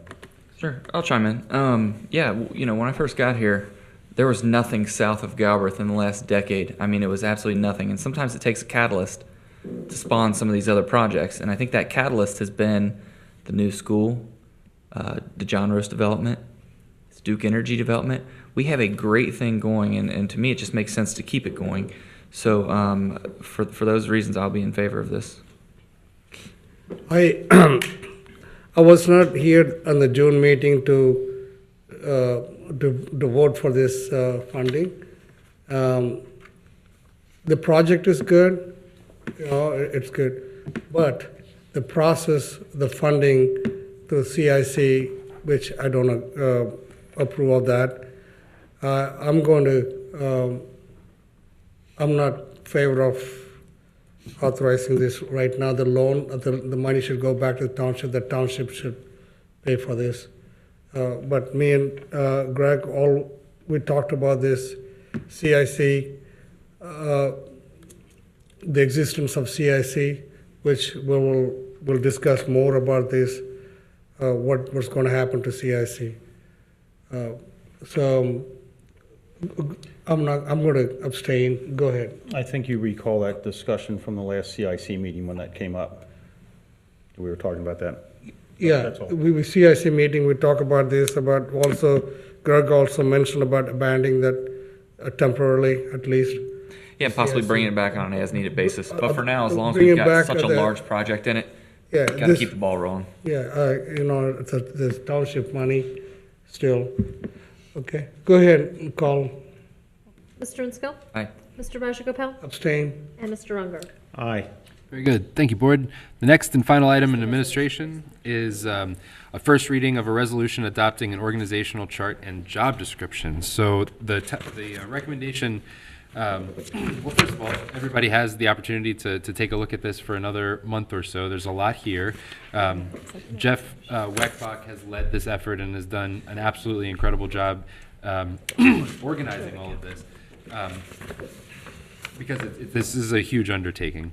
Per the township's policy 1.3, township employment process policy, the township administrator is authorized to hire and fill all vacant positions except for department head positions or the assistant administrator as determined by the table of organizations set forth by the Board of Township Trustees. Now this might be where there was some question earlier. I just want to be real clear. What this org chart does is it gives an authorized strength for each department. It identifies here are all of the positions and the number of them that are authorized by the Board of Trustees, right? And so when there's a separation, think a police officer retires, right? There would be a roster spot that is available, right? It's open because that person has retired. And so by virtue of the Board of Trustees approving the org chart, I would be able to start the hiring process, which means posting the position, beginning the interviews, doing all the due diligence, and then making a conditional offer of employment at the end of that process. And that the condition is final approval of the township trustees, right? So there's in no way is giving me unfettered ability to hire whomever or whatever I choose. This is setting up a process that allows us to be efficient, right? So that we don't add a month or a month and a half to a process. We've got, if a police officer retires, we need to fill that immediately. If a firefighter retires or separates, we need to get on it, right? Because these processes take forever to begin with. So the purpose of this is to, first of all, identify every job in the township and share that with residents and trustees. Second of all, be very clear about what everybody's job is, right? And these job descriptions have existed in bits and pieces throughout the years, but never before have I seen every single job description formatted exactly the same with all of the same elements in it. And so in this way, if, for example, you wanted to add, 80 maintenance workers for our roads next year, what the board would do through the budget process and through the job description or through the org chart would be move to amend the org chart. And also we'd have to amend the budget. So this aligns our personnel costs with our budget, with our strategic planning. It's all coming together, see? Where all these things are converging on moving Colerain Township towards the vision that the trustees set. So another question that has come up is, does this org chart add any positions that don't currently exist? And the answer is yes. So the attached org chart differs from the organizational chart found in the 2019 budget book, and there are several changes to note.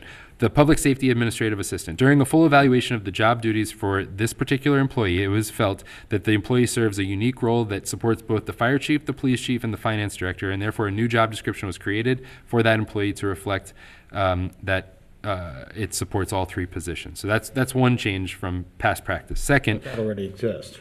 oh yeah, it already That exists. person already exists. That person already exists. It's just a moving around. So it's different Okay. from the way it was. I'm talking about things that are Not an different. added position, that's just a That's true. configuration of a position. Yes, sir. Okay. Next, seasonal and part-time employees. So many of the township's seasonal and part-time employees were not originally included in the budget book because they weren't actively filled positions at that time. There is an addition of a police officer position here. So there is one police officer position that was vacant during the budget and is planned to be filled. This is not an increase to the total census of uniformed officers, but it is different from what was published in the 2019 budget book. There's an addition of a facility manager position.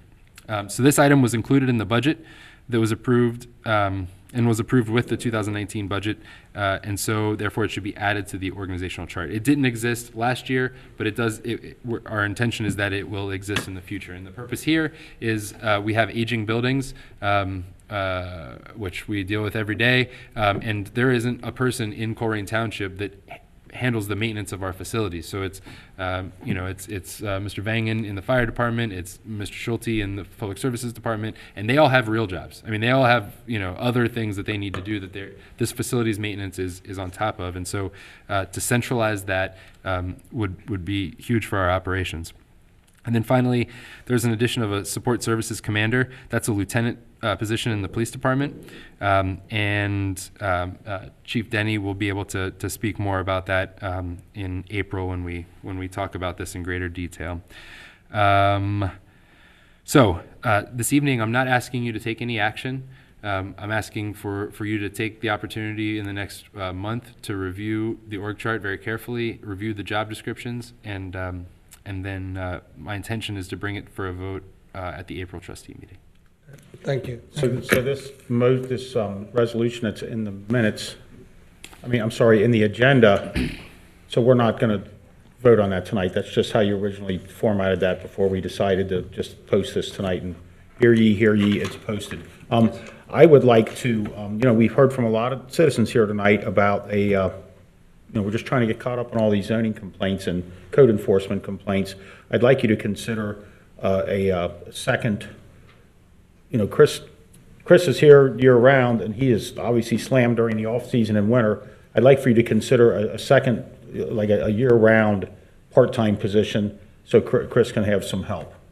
Yes, sir. And so, I'm stating that now at on March 12th, so that might show up in April. So I just think we need a little more help in the code enforcement. Jenna spoke. I think our guys are doing a great job. I think we need another part-time person. And I hear you. I hear what the people in the community are saying. So thank you for putting that in there. Yes, sir. Only bail so fast. So this is a first reading, so nothing action. But this is a lot of work, Jeff. But Bach, and both of you, you did a wonderful job. It's a lot of work, reading, and it's you guys do good teamwork, excellent work you put together. This is the first time ever happened in the Colerain Township, this type of job description posted and everything. As far as I'm aware, and in our department heads, Jeff met with all of our department heads, and in places where job descriptions hadn't been updated in 10 years, that was the conversation about what is the modern role of this position, and so there's this. It was a ton of work, Jeff. A lot of work. Yes. I commend you guys. Okay. All right. Any other discussions? No, sir. So that's the end of administrative business. And then the next three items, you'll recall that I committed to putting all of the contracts that I sign that you've given me authorization to sign already at the beginning of the year. But in the interest of being fully transparent and letting everybody know all of the contracts that we enter into, I post them here in a consent agenda, which typically you all are able to approve all at once. So the recommended motion would be to approve all the contracts on the consent item. Your motion? I would motion we do such a thing. I'll offer a second. Okay. Any discussion? Not for mine. Go ahead. Go ahead. Mr. Inscoe? Aye. Mr. Rajagopal? All right. Mr. Unger? Thank Aye. you, Board. We've accomplished a lot tonight. Thanks. Yeah, good job. Okay. Fiscal office report. All right, I have two items for you this evening. Am I close enough? Computer in the way there. The first is I'd like to request that you approve the transfer of the remaining dollars in the Stone Creek TIF fund of $7,726.55 and the Best Buy TIF fund in the amount of $436,128.99, both over to the general fund. Jeff did a nice job earlier talking about this. So both the Stone Creek and Best Buy TIF have expired, and the $443,855.54 from both of the funds are now allowed by statute to be transferred to the general fund. Your motion? I'll make the motion. A second? Okay. Any discussions? And that is, to reiterate what you said, that is a great example of economic development, keeping us from having to go out and ask for increases. And we can use that money to buy real important basic things such as the new hydraulic evacuation system, the Jaws of Life. I'm looking for the same type of thing out of the Duke thing. And I ask you guys, stay tuned. It's coming. It's just taking a little bit of time. Thank you for your support on that, Greg. It is coming. I don't have any other comments. Any discussions? Go ahead. Mr. Inscoe? Aye. Mr. Rajagopal? Aye. Mr. Unger? Aye. Then I'd like to ask for your approval for transfer of some funds from the general fund to the following, as I state, and this is for payment of debt service. $306,793.76 to the 3102, the bond retirement for parks. $212,137.50 to 3103, bond retirement public works. $178,400 to 3105, bond retirement streetscape. This totals $697,331.26, and that money is appropriated for this transfer of funds from the general fund to pay for the principal and interest payments on those debt services. We've got a motion? I'll make the motion. Okay. And I'll second it. Any discussions? And what we're doing is paying off bonds from, such as the Colerain Memorial, the fire truck, and other things that were encumbered a long time ago. Parks and public works, so the building up 4160, and the parks would be still Clippard, right? How much longer till that's paid off? I think we're getting right down the end on that, aren't we? Not long. We're coming to see the light at the end of the tunnel on Can we this. have like a mortgage burning party or something like that? Do they still do that? I mean, I just want people to know we're still paying for stuff that other trustees did years ago. Yes, sir. Yeah. And we're obligated to pay for it, and because are we still AAA rated, we want to pay our bills. And Yeah. pay our AA1. Is it Is AAA that what rated, it's called? our bonds? AA1. I think Yeah, so. we want to pay the bills, so that's all my discussion. We need to pay the bond. That's otherwise our say rating yes. will go down. Yes, please approve this. We got to keep the high profile of our township. Let's go ahead and call the vote. Go ahead. Mr. Insco? I'd like to keep our 800 credit score. Aye. Mr. Rashagopal? Aye. Mr. Unger? Aye. And then finally, I'd like to ask for your usual approval of payroll purchase orders and receipts. I would motion we approve such a thing. Hold on for a second. Discussions? Mr. Insco? Aye. Mr. Rashagopal? Aye. Mr. Unger? Aye. All right, thank you. Okay, you done? I'm done. That's all. I only have 3 things. I mean, come on. Executive sessions if needed? Sure. Okay. We got time. It's only 10:20. Okay. Now, if not executive you heard it. sessions, Yes, I see. do I have motion for adjournment? I would motion we adjourn. Okay, I don't want a motion. I like these. Craig, I motion. second. I second. Okay, Any there's no discussion on Okay. adjournment. All right, Mr. Insco? Great meeting, Raj. Aye. Aye. Mr. Rashagopal? Mr. Unger? Aye, this, Great meeting, meeting adjourned. Thank you so much, all the residents. It's one of the nice meetings. Now you can catch the late matinee.